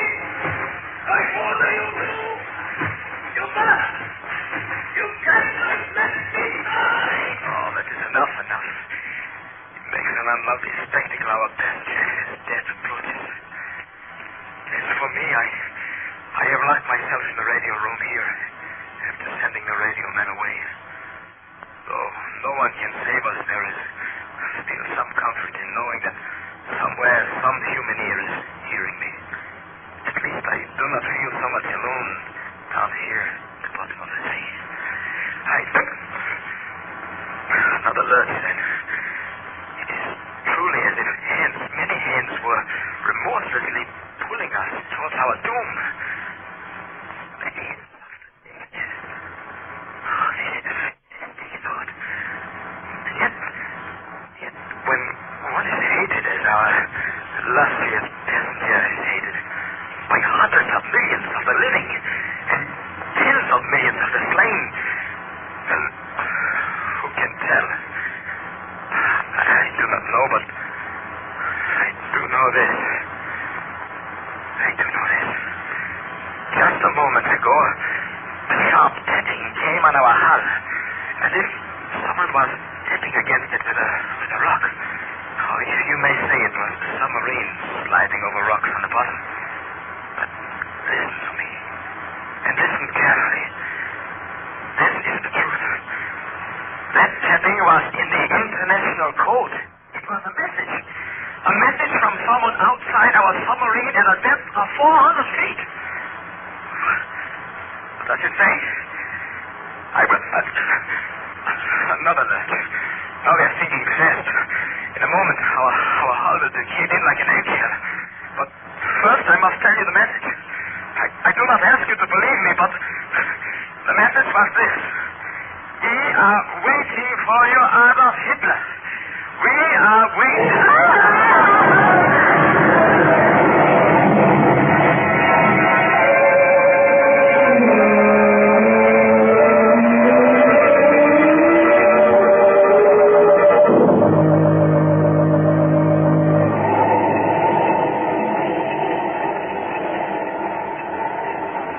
This is the mysterious traveler again.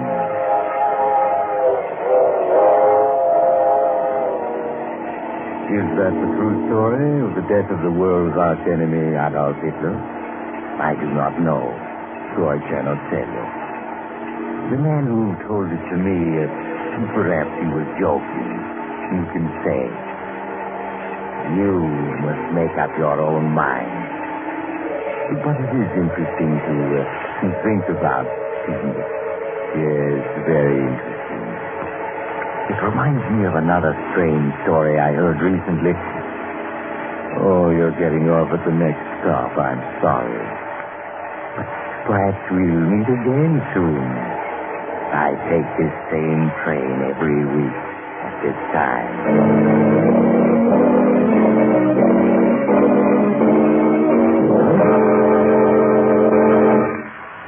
You have just heard Chapter 66 of The Mysterious Traveler, a series of dramas of the strange and terrifying. In tonight's story, Death Comes for Adolf Hitler.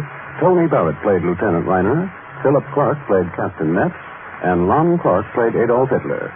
The Mysterious Traveler is written by Bob Arthur and David Cogan, and original music is played by Henry Silbern. The entire production is under the direction of Jock McGregor.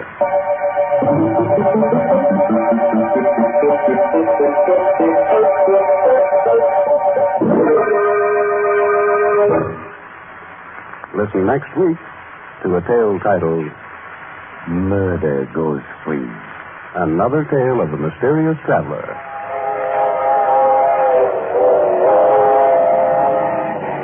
The Mysterious Traveler is presented by WOR Mutual. This is Mutual.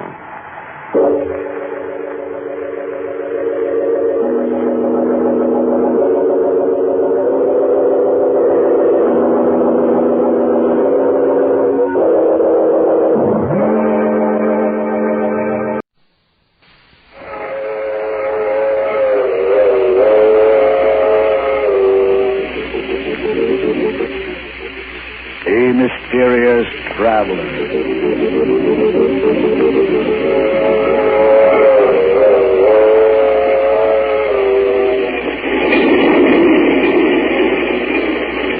This is the Mysterious Traveler, inviting you to join me on another journey into the realm of the strange and the terrifying. I hope you will enjoy the trip, and it will thrill you a little and chill you a little. So settle back, get a good grip on your nerves, and be comfortable, if you can. Where are we going? Well, we're going to join Walter Cabot as he takes a little excursion into crime. I call the story Murder Goes Free.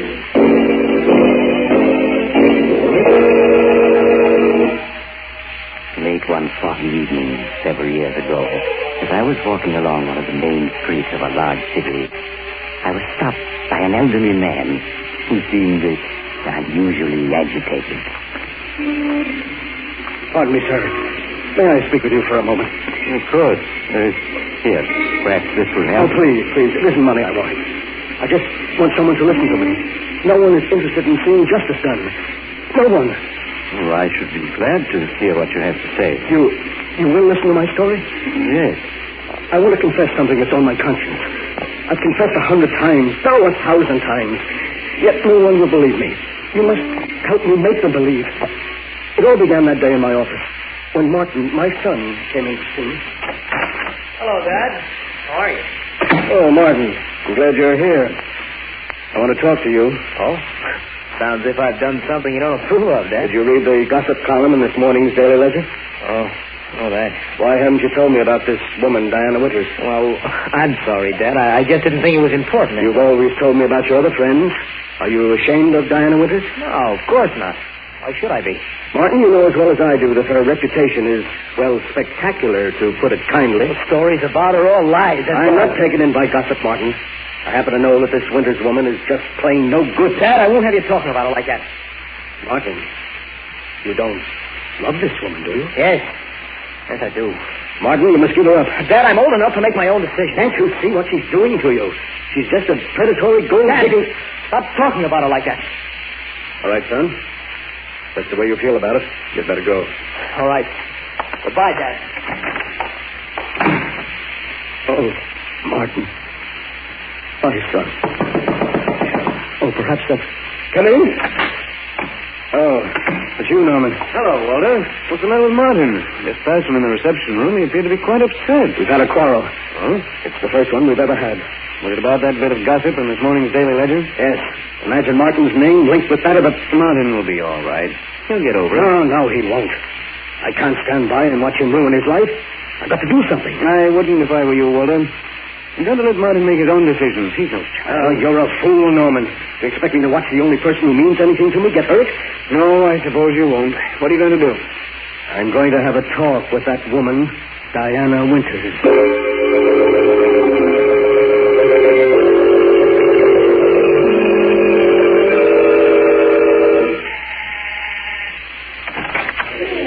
Hello. Oh, good evening. Are you Miss Winters? Yes. Won't you come in? Thank you. My name is Walter Cabot. Oh. Walter Cabot. I see. Can I have a word in private with you? Really, I have guests, It Mr. Cabot. will only take a few minutes. Well, all right. Come this way. Thank you. No bother us in here. I hardly know how to begin, Miss Winters. And let's be frank, Mr. Cabot, and save ourselves time. You've come here to ask me to give up your son, haven't you? Yes. Well, then you may as well know that you're wasting your time. I love Martin, and I won't give him up. I know better. Since we're being so frank, I'll get to the point. How much do you want to let Martin go? Are you insinuating that I Oh, now, just come, Miss Winters. There's no need to put on an act for me. How much? Really, Mr. Cabot, you know, you're far more interesting than your son. Shall we say, 100,000? 100,000? Yes, 100,000. If you love your son, surely he's worth it. I haven't anything like that amount of money. Oh, I'm sorry. Do you believe for a moment that Martin has any money? Oh, no.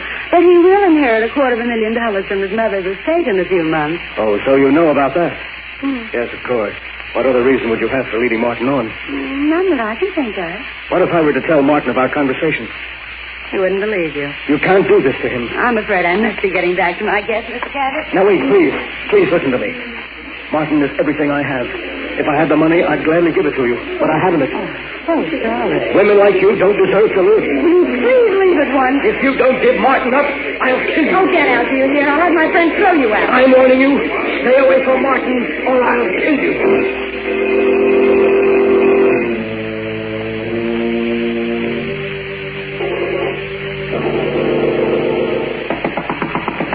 Come in. Dad, Diana told me you tried to bribe her to give me up. Is that true? Yes, Martin, it is. You did that after I told you I loved you? Yes, because I know she doesn't love you. And why weren't you able to buy her off? Because she wanted $100,000. You're lying. She never asked you for 1 cent. Have you ever known me to lie to you? Dad, I told you I was fully capable of making my own decisions, and I meant it. An hour ago, I asked Diana to marry me, and she accepted. You're going to marry her? Yes. Just a few days. So you're going to ruin your life for a cheap gold digger? Dad, I told you not to speak about her like that. If you feel differently, Diane and I will be happy to see you. Get out. Get out, do you hear? All right, I will. After all these years and everything I've tried to do for him. Well, Walter, were you able to do anything? No. I'm not going to let him ruin his life, do you hear? But what can you do? If there's no bride, there can be no wedding. If there's no bride? Walter, you don't mean... Why not? You think of anyone who deserves less to live? You're mad. For years, my hobby has been the study of famous murders. I've studied hundreds of cases closely. In each case, I was able to pick out the flaw that prevented it from being a perfect crime. And then one day, I began to work out a perfect crime for myself. Well, then what are you saying? I was merely doing it for fun, just as some men do crossword puzzles. But, Norman, I did hit upon a way to commit a perfect murder. And now I have a motive. You must stop talking like that, Walter. There's no such thing as a perfect crime. You're wrong, Norman. And I'm going to prove it. Walter, can't you see that what you want to do is insane? It's far better that Martin marry that woman than for you to become a murderer. No. If Martin were to marry that woman, it would be the end for both of us. At least this way I can be certain that his life won't be ruined. And that's all that counts. As for the police, Norman, they'll never catch me. Never.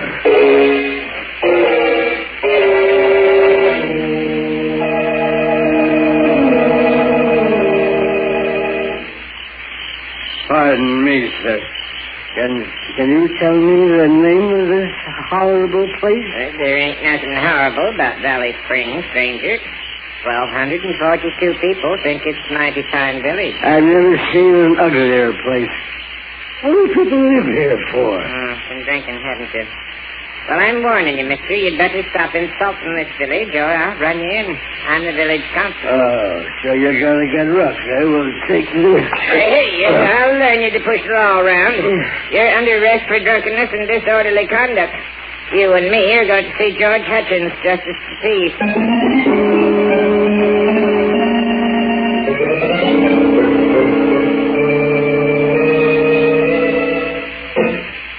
And after insulting our village half a dozen times, Your Honor, he attempted to attack me. And that's when I arrested him. Did right, Pete. What you got to say to the charges, Mr. What's your name? I'm not going to tell it. He sure had a jug full, Your Honor.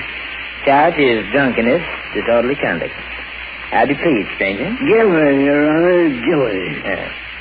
Well, stranger, seeing you admit your guilt, I'll only buy you $20.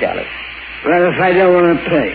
Well, I'm afraid in that case you just spend the night in cash. I won't be intimidated. I'm not going to pay my fine, and you can't make me. Oh, dear. Pete, looks like you'll have to lock him up tonight. Take him away.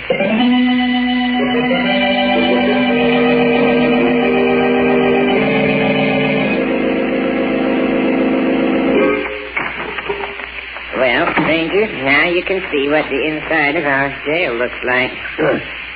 It still ain't too late to pay your fine. Don't you want to pay it and sleep in a nice, soft bed? No, I like it here. Which of the two cells is mine? Well, you take the one on the right. I'll sleep in the other. I got to guard you. Go ahead, get in so I can lock the door. Just as you say, Constable. Now, I don't want to hear anything out here till morning. I'll have enough trouble sleeping in here without you bothering me. I'll be so quiet, Constable, you won't even know I'm here. We dream.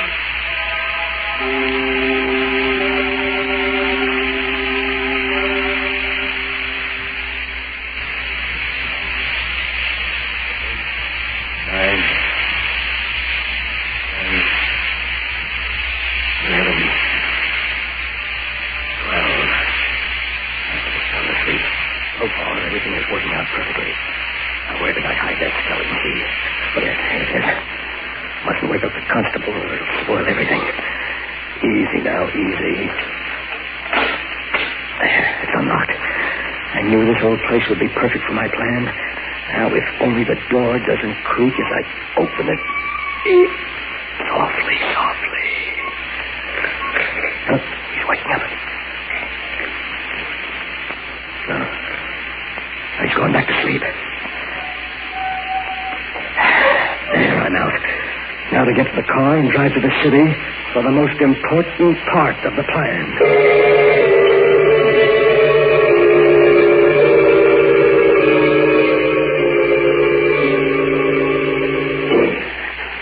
Who's there? Who's there? Perhaps if I turn on the lights, Miss Winters. You. Yes, Martin's father. What do you mean by breaking into my apartment? What do you want? What do I want? You remember what I said to you the other night? Oh, what you said? No, And I'll refresh your memory. I said I'd kill you if you didn't give Martin up. You wouldn't dare. Oh, but I would. Oh, my friend, did you threaten me? You get the chair. I don't think I will, Miss Winters. Why are you looking at me like that? You're just trying to frighten me, aren't you? I tried to reason with you, but you wouldn't listen. You should have. No, you can't kill me. Stay away from me. Stay away from me. You hear? It's no use trying the door. I locked it when I came in, and I have the key. Please listen to me. I'll do anything you want. I'll give Martin up. I'll go away. You had your chance. You didn't take it. No. Don't keep away. Don't touch me. I'm free.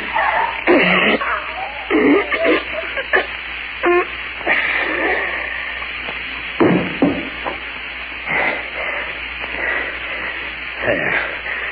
I'll just turn her wristwatch back to 12 and stop it. The exact time I was being arrested in Valley Spring, and my son is free. Free.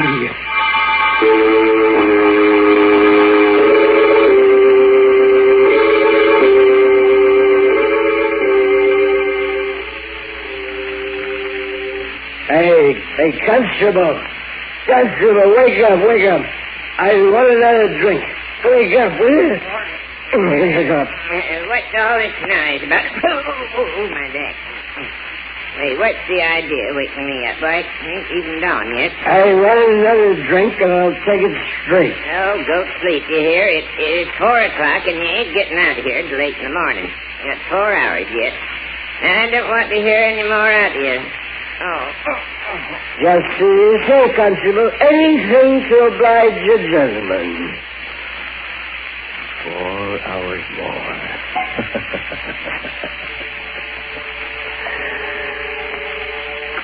Good. Now I've established the fact that the constable spoke to me at 4 o'clock in the morning in my cell, and that I was very drunk. Oh, the perfect crime. Everything's worked out exactly as I planned. The police will never be able to prove a thing. In a few months, the murder will just be a thing of the past. And Martin and I will once more be as close as ever.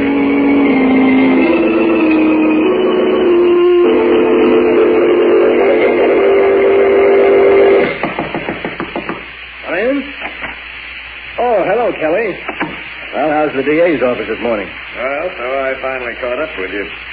My partner told me a few minutes ago that you've been looking for me. Looking for you? That's putting it mildly.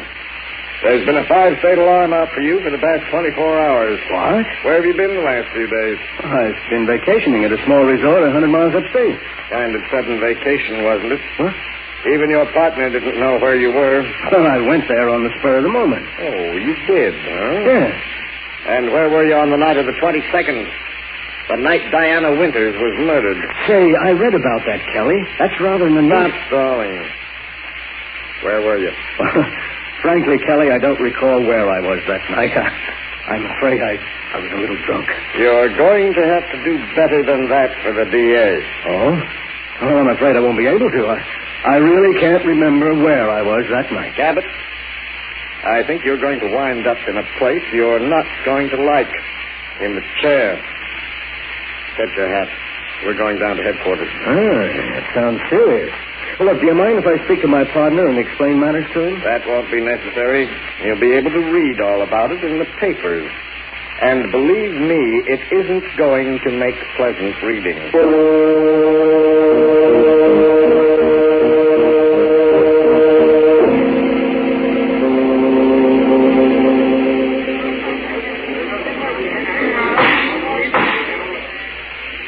A dozen witnesses have testified that the defendant, Walter Cabot, threatened to kill Diana Winters. And how has the defense replied to the charges of the state? It hasn't. Can we accept the flimsy story of the defendant? That he was drunk the night of the murder and hasn't any recollection of his actions? Perhaps Walter Cabot doesn't know where he was that night, but I do. He was in the apartment of Diana Winters, where he cold-bloodedly strangled her as he vowed to do before a dozen witnesses. There is only one verdict you can render. Guilty of murder in the first degree. The state rests, Your Honor. Since you've insisted on defending yourself, are you ready for the defense's summation, Mr. Cabot? Your Honor, I've often observed the strange twists of fate by which a man is saved or condemned. My inability to recall any of my actions on the night of the 22nd left me without a defense. Yesterday, frankly, I regarded my case as being hopeless.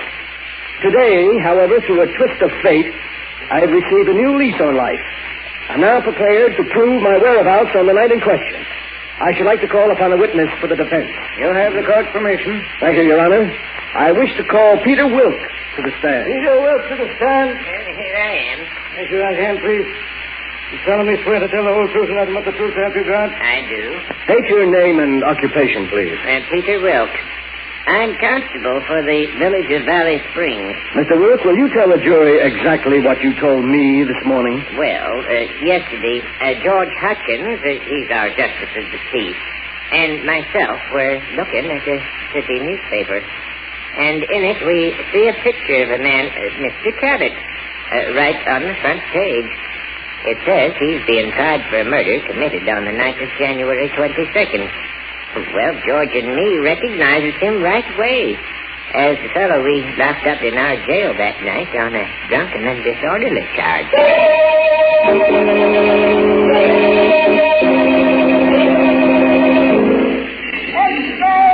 Extra, reading in papers. Forward, Cabot acquitted. Read all about it. Read all.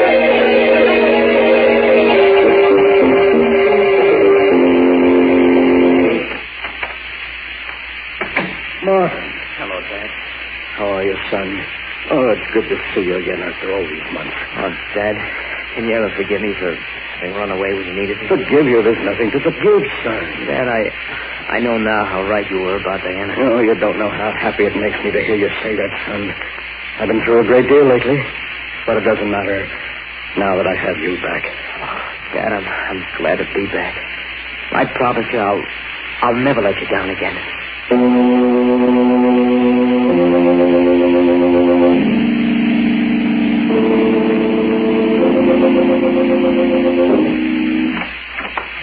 hello, Kelly. Come in, have a seat. Been quite some time since I've seen you. Yes. Last time you were here, you put the cuffs on me for the Winters murder. Well, mistakes will happen. Anything on your mind, Kelly? No, nothing special. Just friendly call. Oh. Well, thanks for dropping in, Kelly. Oh, by the way, have you seen the latest edition? Why, no. Anything of interest happen? Yeah, you might find it interesting. It could mean a client for you. Oh, really? What's happened? Well, here's the late paper. Read it for yourself. Oh, thanks. New suspect held for Winters' murder. Oh, no. Oh, it can't be. Why not? If you didn't kill Diana Winters, someone did. And we've got that someone down at headquarters. But you must be mistaken. What evidence have you got? Evidence? Yes. Oh, well, we can prove the guy we've got was at Diana Winters' apartment that night. What's that?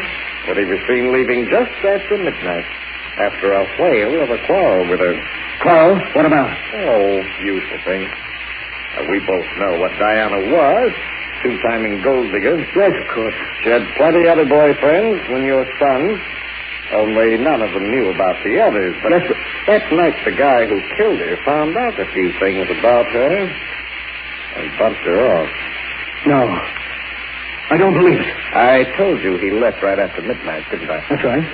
Well, her watch was found on the floor where she dropped it during that fatal struggle. Stopped just at 12.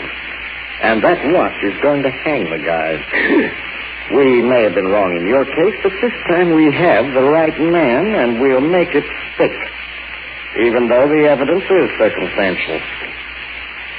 Well, I'd better be running along. Good night. Good night. Keep the paper. You might want to read the whole story. New suspect held for Winters' murder. District Attorney uncovers apparently conclusive evidence of guilt. That can't be. I had it planned perfectly so that no one could be held for it. There's no such thing as a perfect crime, Walter. The murderer always overlooks something. No such thing as the perfect crime.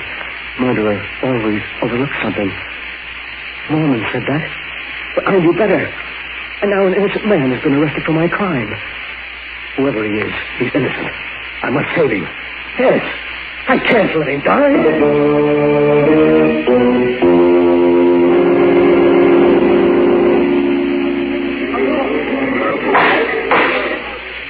Gentlemen of the jury, you have reached a verdict. You have found the defendant guilty of murder in the first degree. Silence in the courtroom. No, it can't be. You're wrong. Silence in the courtroom. I'll have it cleared.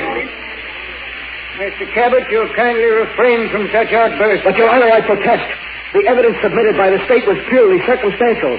There was no real... May I remind Mr. Cabot that this case may be appealed. Our attorney is quite uncalled for. But the prisoner is innocent, Your Honor. You haven't any right to... Another such outburst, Mr. Cabot, and I'll hold you for contempt of court. Your Honor, the defendant was convicted on purely circumstantial evidence.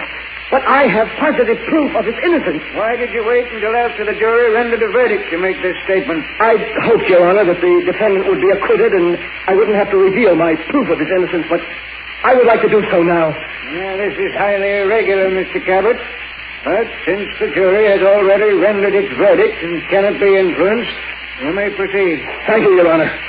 I know for a certainty that the defendant is not guilty of the murder of Diana Winters. For it was I who committed the crime. In the courtroom. Mr. Cabot, you say you confessed the murder of Diana Winters? Yes, Your Honor. I and I alone am responsible for her death. You must believe me. Mr. Cabot, only 3 months ago you were acquitted of the murder of Diana Winters. You well know that a man may be tried only once for a crime. This confession now can do you no harm. The court sees your confession as being motivated only by your desire to see the defendant go free. No, Your Honor, that isn't true. I did murder Diana Winters. Then I broke her watch, and I set it back to 12 o'clock. You must believe me, you must. Bailiff, have Mr. Cabot escorted from this courtroom. Prisoner will remain in his cell. No, wait, Your Honor. Listen to me. He isn't guilty. I am. I know it.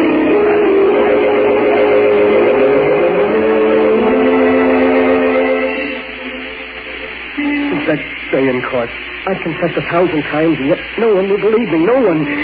But you, sir, you will help me, won't you? We can't let an innocent man die for a murder I committed.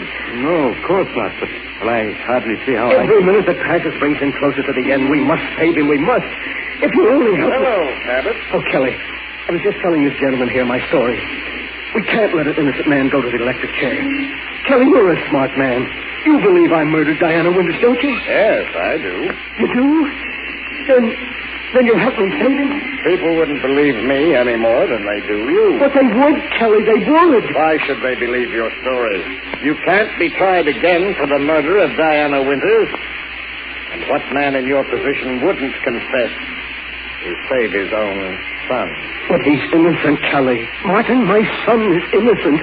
He was convicted only because he was near her apartment that night. And now there's so little time to do anything. The execution is set for midnight, and it's almost... It's 12 already. No. I'm sorry, Cabot. Pay full record. Oh, my son.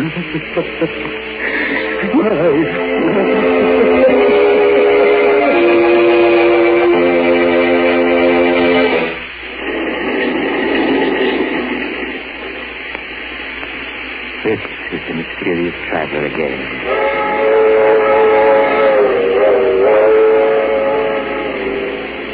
Did you enjoy our little trip? Too bad about poor Walter Cabot, wasn't it? Such a brilliant man. But his own intrigue sent the one person he loved to the electric chair. As the city hall clock tolled midnight, Walter Cabot must have heard his partner's warning. There is no such thing as a perfect crime. The murderer always overlooks something. So, if by any chance you're contemplating murder, I suggest that you stop and think it over. Perhaps you'll find to your sorrow that Oh, you're getting off here. I'm sorry. But perhaps we'll meet again soon.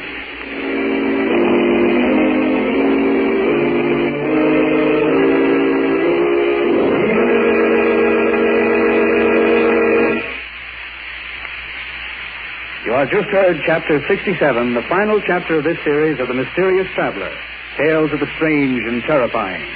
In tonight's story, Murder Goes Free, Ed Latimer played Walter Cabot, Tony Barrett played Martin, and Irene Winston played Diana. The Mysterious Traveler is written by Bob Arthur and David Cogan, and original music is played by Henry Silverne.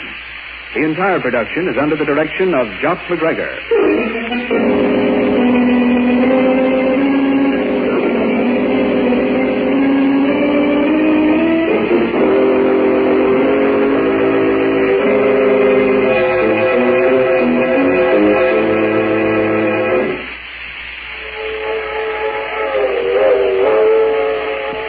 The Mysterious Traveler is presented from our New York studios. This concludes the present series of The Mysterious Traveler. Next Saturday evening at 9:30 Eastern Wartime over most of these stations, Mutual will present a new program, radio's first nationwide audience participation mystery series. It's called Calling All Detectives. We invite you to be with us for Calling All Detectives next Saturday night at 9:30 Eastern Wartime. This is the Mutual Broadcasting System.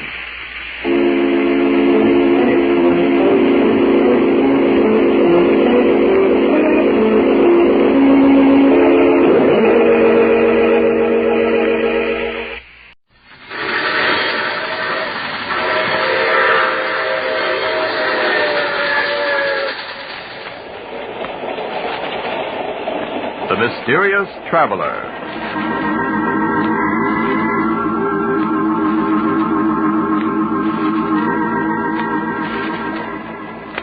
This is the Mysterious Traveler, inviting you to join me on another journey into the realm of the strange and the terrifying. I hope you will enjoy the trip, and it will thrill you a little and chill you a little. So settle back and get a good grip on your nerves. If you can.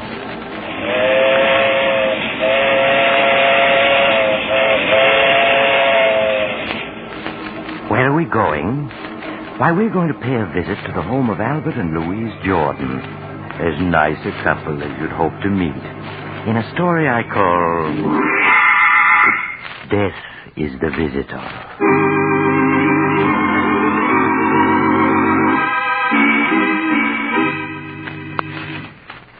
My story begins in the Jordan home late on a hot summer night. Albert Jordan is asleep and is having a nightmare about his mother-in-law. No.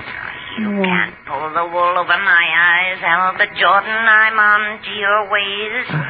Think that my only child was foolish enough to elope with you. But you made her do it, Albert. You made her. No. She wouldn't. As long as I'm alive, she'll be protected from you. Albert, are you listening? Leave me alone. Please. Darling, wake up. What is it? You were having a nightmare, dear. You don't want to wake Mother up. She needs a good night's sleep for a trip tomorrow. Oh, yes, the trip. I wish it was tomorrow already. She was gone.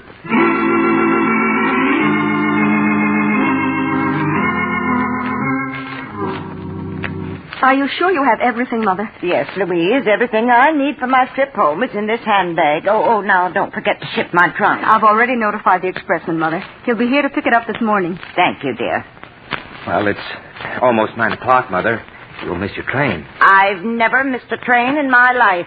You needn't be so anxious to get rid of me, Albert. Not really, Mother. I didn't mean... Oh, Louise, darling, I do hate leaving you alone like this. But, Mother, I'm not alone. I have Albert. Well, I don't mind saying it right to his face. I don't trust him, Louise, and I never will. I'm really wrong about people, you know that. Now, see here, Mother. I've had about enough. Louise and I get along perfectly well when you're not here. Louise, what a temper he has. Do you want me to stay, darling? Really, Mother, I'm very happy with Albert. Oh, very well, then I'll go, but you'd better be good to her, Albert. Yes, Mother, I will. Well, goodbye. And don't forget, Louise, Mother'll be back if you need her. Yes, Mother. Bye. Louise, if your mother pays us just one more visit, I'll leave this house for good. Albert, what are you saying? In the past year, she spent 8 months with us. She has her clothes here, a key to the house. Why, she's even listed in the phone book under our number. I tell you, I won't be responsible for what happens if she doesn't stay away. I'll write to her, Albert, and try to explain. Really, I will. Make her understand that we have our own lives to lead. You know, Now that she's gone, I feel like a new man. I can breathe in my own house. Oh, Albert, you won't forget to put the tags on Mother's trunk, will you? The expressman will be here for it soon. No, dear. Shipping your mother's trunk to her will be one thing I certainly won't forget.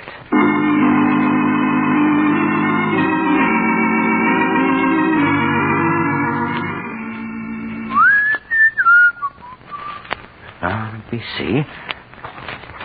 This is Hortense Murdoch.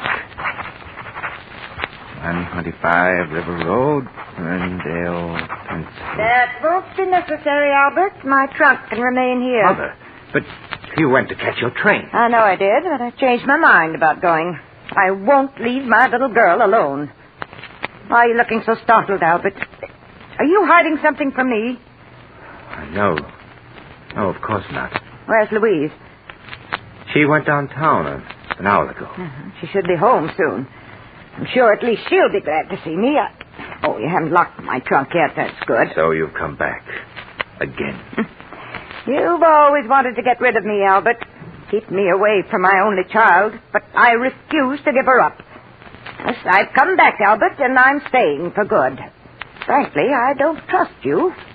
You don't trust me? No. I don't even know your background.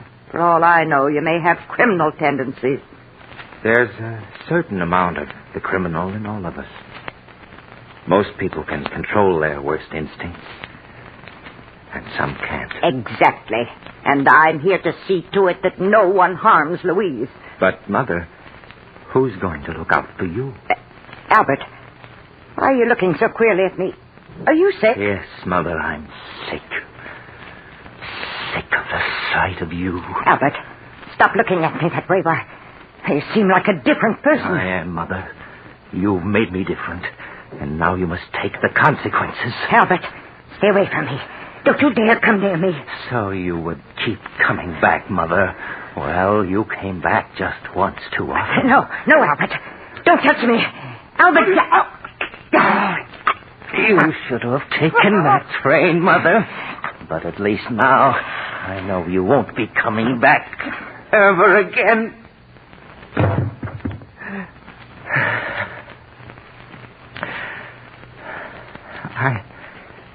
I didn't want to kill you, but you made me.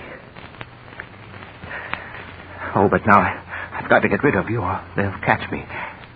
The trunk. Yes, it's large enough. Even in death, you're a problem, Mother. But you won't be for long. There. Now I'll have to get rid of the trunk. Somehow. I'll think of a way.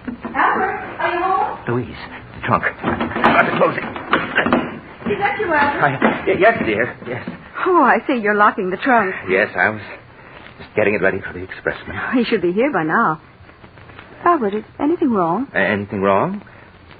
What do you mean, Louise? I don't know. Your face is so flushed. Oh, it's just a little warm in here, that's all. Oh, we forgot to pack Mother's robe. Look. Oh, you'll have to open the trunk again, Albert. No, I mean, the trunk's full already. You wouldn't be able to get anything else into it. Why, nonsense. When Mother and I packed it, it was only half full. Oh, please open it. But it's locked, and we haven't got the keys. Oh, yes, that's right. Mother has them. Well, we'll just have to mail the robe to her. Oh, I'll answer the door. It must be the expressman. Make sure the tags are on it, dear. The tags. Oh, she can't go to her home. Oh, if I only had time to think. Wait, yes, that's the only thing to do.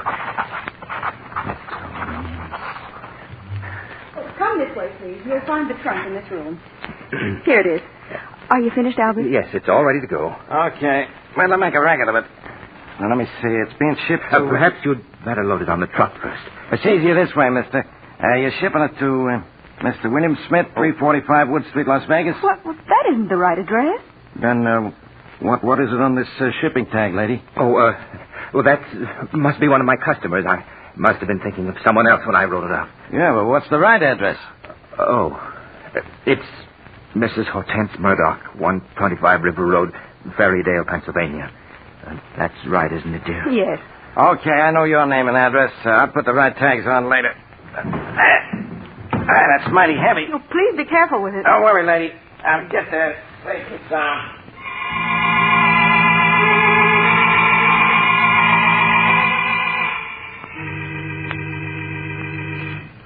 Albert, did you get the mail just now? Yes, dear. Is there a letter from Mother yet? No, just a few bills. I'm really worried. It's a week now and no word from her. But you mustn't worry, Louise. I'm sure she's all right. Why, Albert, you're even worried yourself about her. You look so upset. Oh, I'll answer. I'll come with you. Maybe it's a special delivery from Mother. Yes? Hey, good morning. I got a trunk here for you folks. What? It's Mother's trunk. Yes. You always wanted to get rid of me, Albert. But I've come back, Albert, and I'm staying for good. Bring it in, won't you, please? Okay, baby. There you are. But I don't understand. Why should Mother send her trunk back to us? Would you mind signing for it, Mr. Jordan? What? Oh, yes. Here you are. Thanks. Bye. Albert, I can't understand why Mother shipped her trunk back to us and without even writing a word about it. Can you figure it out? What? Oh, no, I can't. Well, I'm going to put an end to this guessing. Louise, what are you going to do? I'm calling Mother. Hello, operator.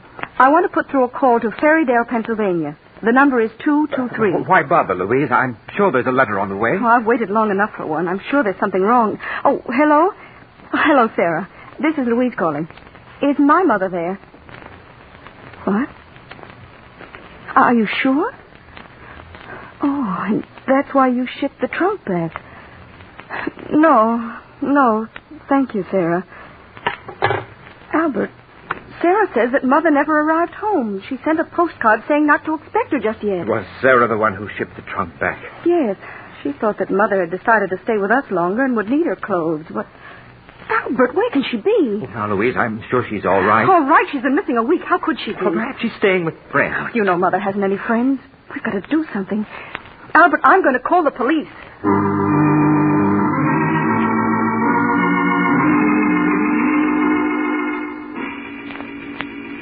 The police investigated, but they had no clues, so they didn't learn anything. And George got rid of the embarrassing trunk just as fast as he could. Telling Louise he was going to put it into storage, he took it to a trucking company to ship it as far away as it could go. It was the only thing he could think of to do. All right, I got it straight, I guess, now. Mr. Richard Jones, 65 Ocean Avenue, Los Angeles. Is that right? Yes, that's right. He's my brother. Yeah, and your name is... Martin Jones. Huh? 1635 Sherwood Road, Riverdale, New York. Jones, Sherwood Road, Riverdale. All right, Mr. Jones, now let's see. That'll be $18. Well, here's 20.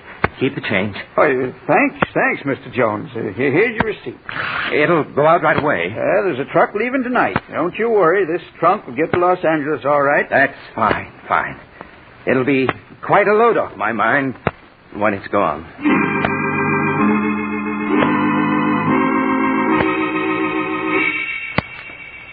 A week passed, 2 weeks, 3, and poor Albert was breathing more easily again. Until one morning when something most unexpected happened. Louise, darling.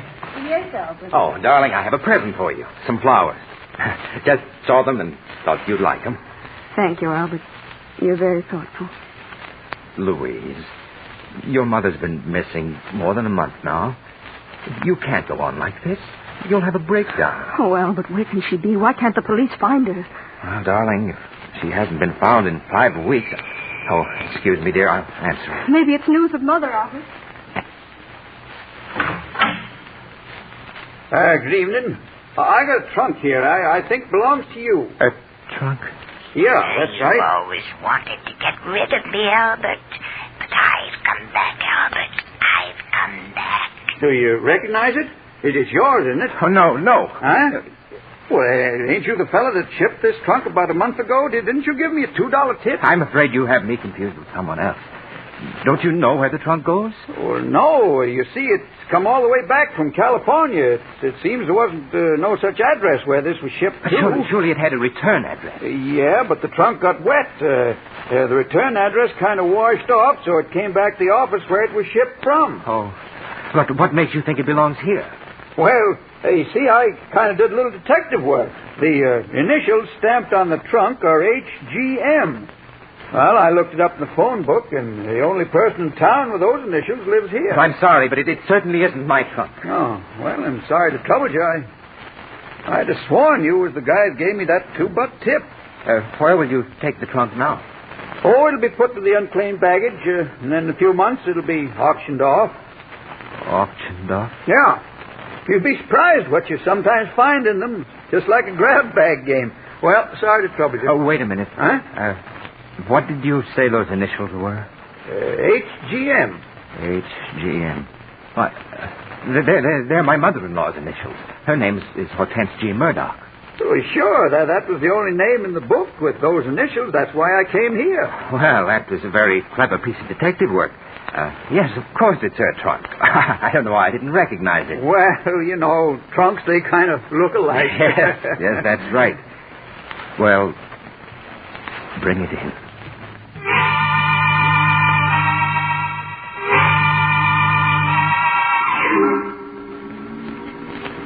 Trunks are funny things, aren't they? You have something valuable in one, just as likely as not it'll get lost. But put something you don't want in it, like a mother-in-law, and it'll come back every time. You can hardly blame Albert for being upset, especially since Louise wanted to open the trunk to look for possible clues. But Albert managed to get Louise out of the house, then put the trunk onto the trunk rack of his car and started out. Several hours later, he was at the receiving platform of an all-night storage warehouse in New York. Yes, mister? Can I help you? Pardon me, but you store trunks here, don't you? Yeah, sure. We store anything in here. You want to store that trunk you got there? Oh, yes, please. Okay, I'll make out a ticket. Now, what's your name? Williams. John Williams. The address? 313 Maple Street. Yeah, but what city, mister? What city? Baltimore, Maryland. Baltimore. Okay. Charge is $3 a month. How long you want to pay for? Quite a while. I'll be leaving the country and...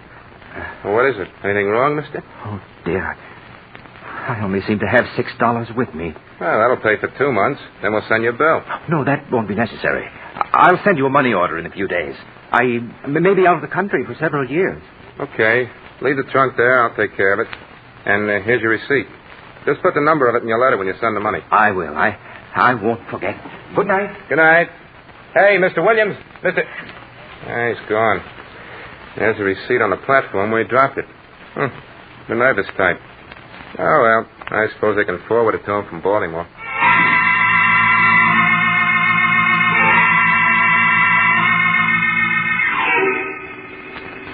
When Albert found he'd lost his receipt for the trunk, he was badly upset at first. That meant he couldn't send any money for future storage charges. But after all, there was no identification inside it, and he'd rubbed Mother's initials off the outside this time.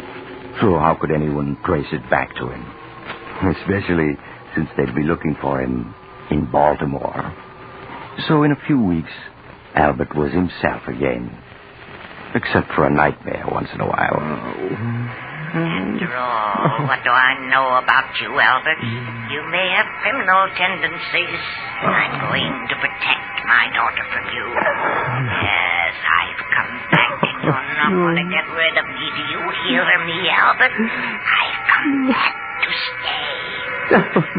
Leave me alone. Leave me alone. I can't. Albert, wake up. What is it, Louise? You were moaning in your sleep, dear. You must have been having a nightmare. Oh, yes, I was. But it's not important. It's just that midnight snack I had. Go back to sleep, darling.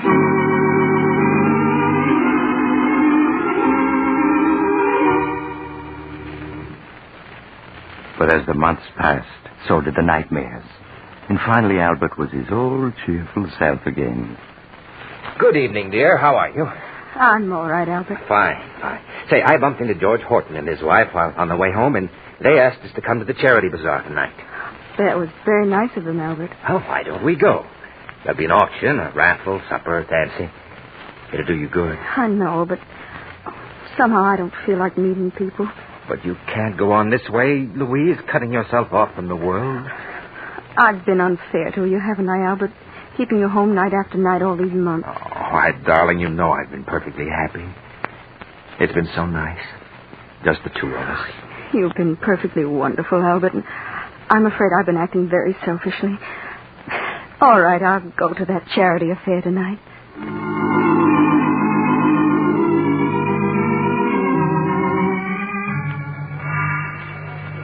Now, what have I bid for this beautiful antique lamp? Do I hear $1? Do I hear $1? I'll bid $1. Ah, there we have a lady with a real sense of beauty.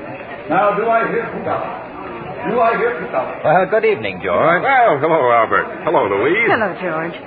Gee, I'm sure glad you two came. Missed you both a lot these past months. Well, I hope you'll be seeing more of us. And we've got quite a crowd here tonight. Oh, yeah. We hope to raise quite a bit of money. Say, that auctioneer's a genius. Come on, let's get a little closer. All right. Now, that gentleman over there, the one with the superb eye for beauty, bids $5 for this lamp. Do I hear $5.50? Your last chance, ladies and gentlemen, going at $5 once, going twice, sold to the gentleman in the tweed suit, and very fortunate he is. That lamp couldn't have cost more than $3 when it was new. Well, now we come to the raffle. The raffle? Yeah, the raffle for a mystery prize donated by yours truly, George Horton. Oh. Better let me sell you a few tickets, Albert. They're only 50 cents each. No, thanks, George. We just came to be sociable. Better take a chance. No telling what you might win. Now, next, ladies and gentlemen, we come to the feature of the evening. A raffle for a mystery prize, which I have hidden here beneath this canvas cover. Now, I'm going to lift this cover and show you a locked trunk. Now, take a good look at it. Trunk. Oh, no. It can't be. It is. She's come back again. Yes, Albert, I've come back. And I'm going to stay for good this time. Oh, no. Now, this is no ordinary trunk, ladies and gentlemen. It was donated by a gentleman who bought it for storage charges. Now, who knows what it contains? Perhaps the crown jewels of old Russia. Or better still, a case of skunk. Now, take a good look at it and try to guess. Albert, you're so pale. Is there anything wrong? No, of course not. George, where did you get this trunk? Oh, that big storage place in New York. You know, on the east side. Somebody did keep up the storage charges on it, and all the notifications they mailed came back, Yes, I see. Now that you've seen all the prizes, and particularly seen this prize, ladies and gentlemen, I know you're going to want to buy not one, not two, but half a dozen chances each. What can be in it? Guessing is half the fun. Well, now we're all going to adjourn for supper, and immediately after supper, the big drawing will be held. So buy your chances now and win yourself a trunk full of surprise and pleasure. Well, Albert, changed your mind about buying a chance or two? Yes, George. Yes, I have. I'll take all you've got.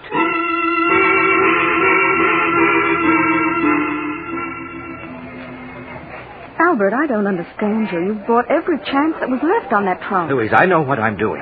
What on earth do you want with an old trunk that looks a lot like Mother's trunk, doesn't it? Oh, no, I don't think so. But of course it does, Albert. It's the same make and color. It has the same dent there. But it couldn't be. Of course not. The idea is absurd. Darling, you're acting so strangely. You didn't eat any supper, and For now... heaven's sake, Louise, will you stop nagging me? I'm sorry, Albert. Hello. Feeling pretty sure you're going to win it with all those tickets, huh, Albert? I hope so. I knew the mystery of it would get you. Say, I'd even got a ticket on it myself.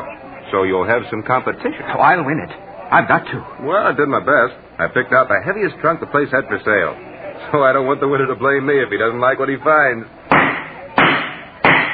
And now, ladies and gentlemen, we're ready for the feature of the evening, the drawing for the locked mystery trunk. Now, my assistant has put all the ticket stubs in the wire wheel, and so I spin it thus. Round and round it goes, and where it stops, nobody knows. Now, the stubs are thoroughly mixed, and I stop the wheel so that this lovely young lady may reach in and withdraw the number of the lucky winner. Now, will you open your eyes, please, and read the number that you have drawn? Number 38. Number 38.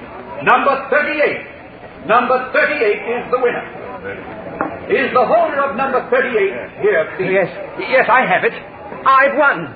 Well, good for you, Albert. Congratulations, sir. May I have your ticket, please, so that I may compare it with the stub that the young lady drew? Yes, of course. Here it is. Thank you. Now, I place the ticket and the stub together, and we... What is it? I'm very sorry. I'm afraid an error has occurred. An error? What do you mean? The young lady misread the winning number. It is number 33, not 38. No, you're lying. I won. The trunk's mine. Now, I'm sorry, but mistakes will happen. Ladies and gentlemen, I must make a correction. The winning number is 33. Is the holder of number 33 present? Oh, yes. Well, that's my number. Well, hard luck, Albert, but I guess you don't win after all. Now, may I have your ticket, please? Sure, here. Thank you very much. Now, ladies and gentlemen, the lucky winner, purely by chance, is the gentleman who donated the prize, Mr. George Horton. And congratulations to you, sir. And I hope you'll open the trunk now and let the rest of us know what we missed out on. I certainly will. No, he can't open it. You haven't got the key. No, but I have a bunch here that I borrowed from a locksmith, and one of them's bound to work. You mustn't open it. George, I'll buy that trunk from you. But I don't want to sell. I want to know what's in the trunk. That's where the fun comes in. I'll give you $100. You can't refuse. 100? Well, if you want it that bad, all right. I'll give you my check tomorrow. Yeah, but there's one condition. Condition? Yep. That you open the trunk here so we can all see what's in it. Oh, no, I won't do it. Well, then the deal's off. Sorry, Albert, but curiosity has the better of it. Oh, come on. George, please, listen to me. Sorry, Albert, sorry. Just a minute, everybody. As soon as I find one of these keys at bed, I'll let it open up. I come back, Albert, and I have. Oh. You should have known I would. Oh, no. Darling, you're not well. Let's go home. No, it's no use. It's just no use. What on earth do you mean? You will never be rid of me, Albert. Never. I've come back to stay this time. I think I've got it. Yeah, this key seems to be turning. Wait. What is it? You mustn't open it. Oh, Albert, fun's fun, but after all... I had something to tell you. She's beaten me. I can't keep it hidden any longer. That's right, Albert. Tell them it's the only way you can ever be rid of me. Go on. Tell them. Well, Albert? I did it. I killed her. Did what? Killed who? Albert, what are you talking about? I killed Louise's mother. Her body is in that trunk. Oh, no. Albert, that's a very poor joke. Oh, it's no joke. I thought I could get rid of her, but I can't. She keeps coming back and coming back and coming back, and I can't stand it any longer. Go on, open the trunk now. You'll see I'm telling the truth. Go on, open it. All right, we will. Please stand back, everybody. Come on, stand back, all of you. Yes, back. How can you help me, will you? Yes, sure, Mr. Horton. I'll undo this catch now. There. All right, now lift us. Albert, this trunk. Why, there's nothing in it but old books.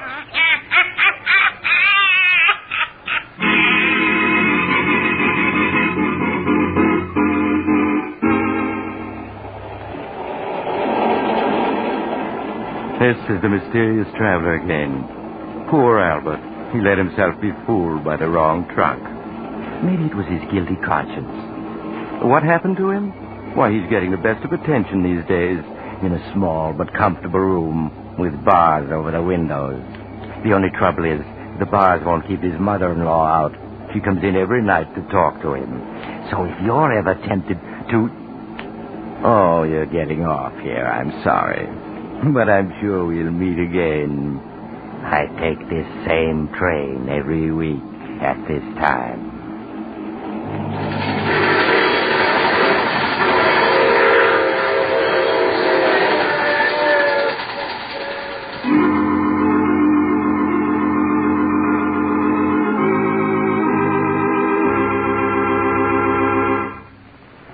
You've just heard The Mysterious Traveler, a series of dramas of the strange and terrifying. Listen next week over most of these mutual stations to a tale titled Murder is no accident. Another Tale of the Mysterious Traveler.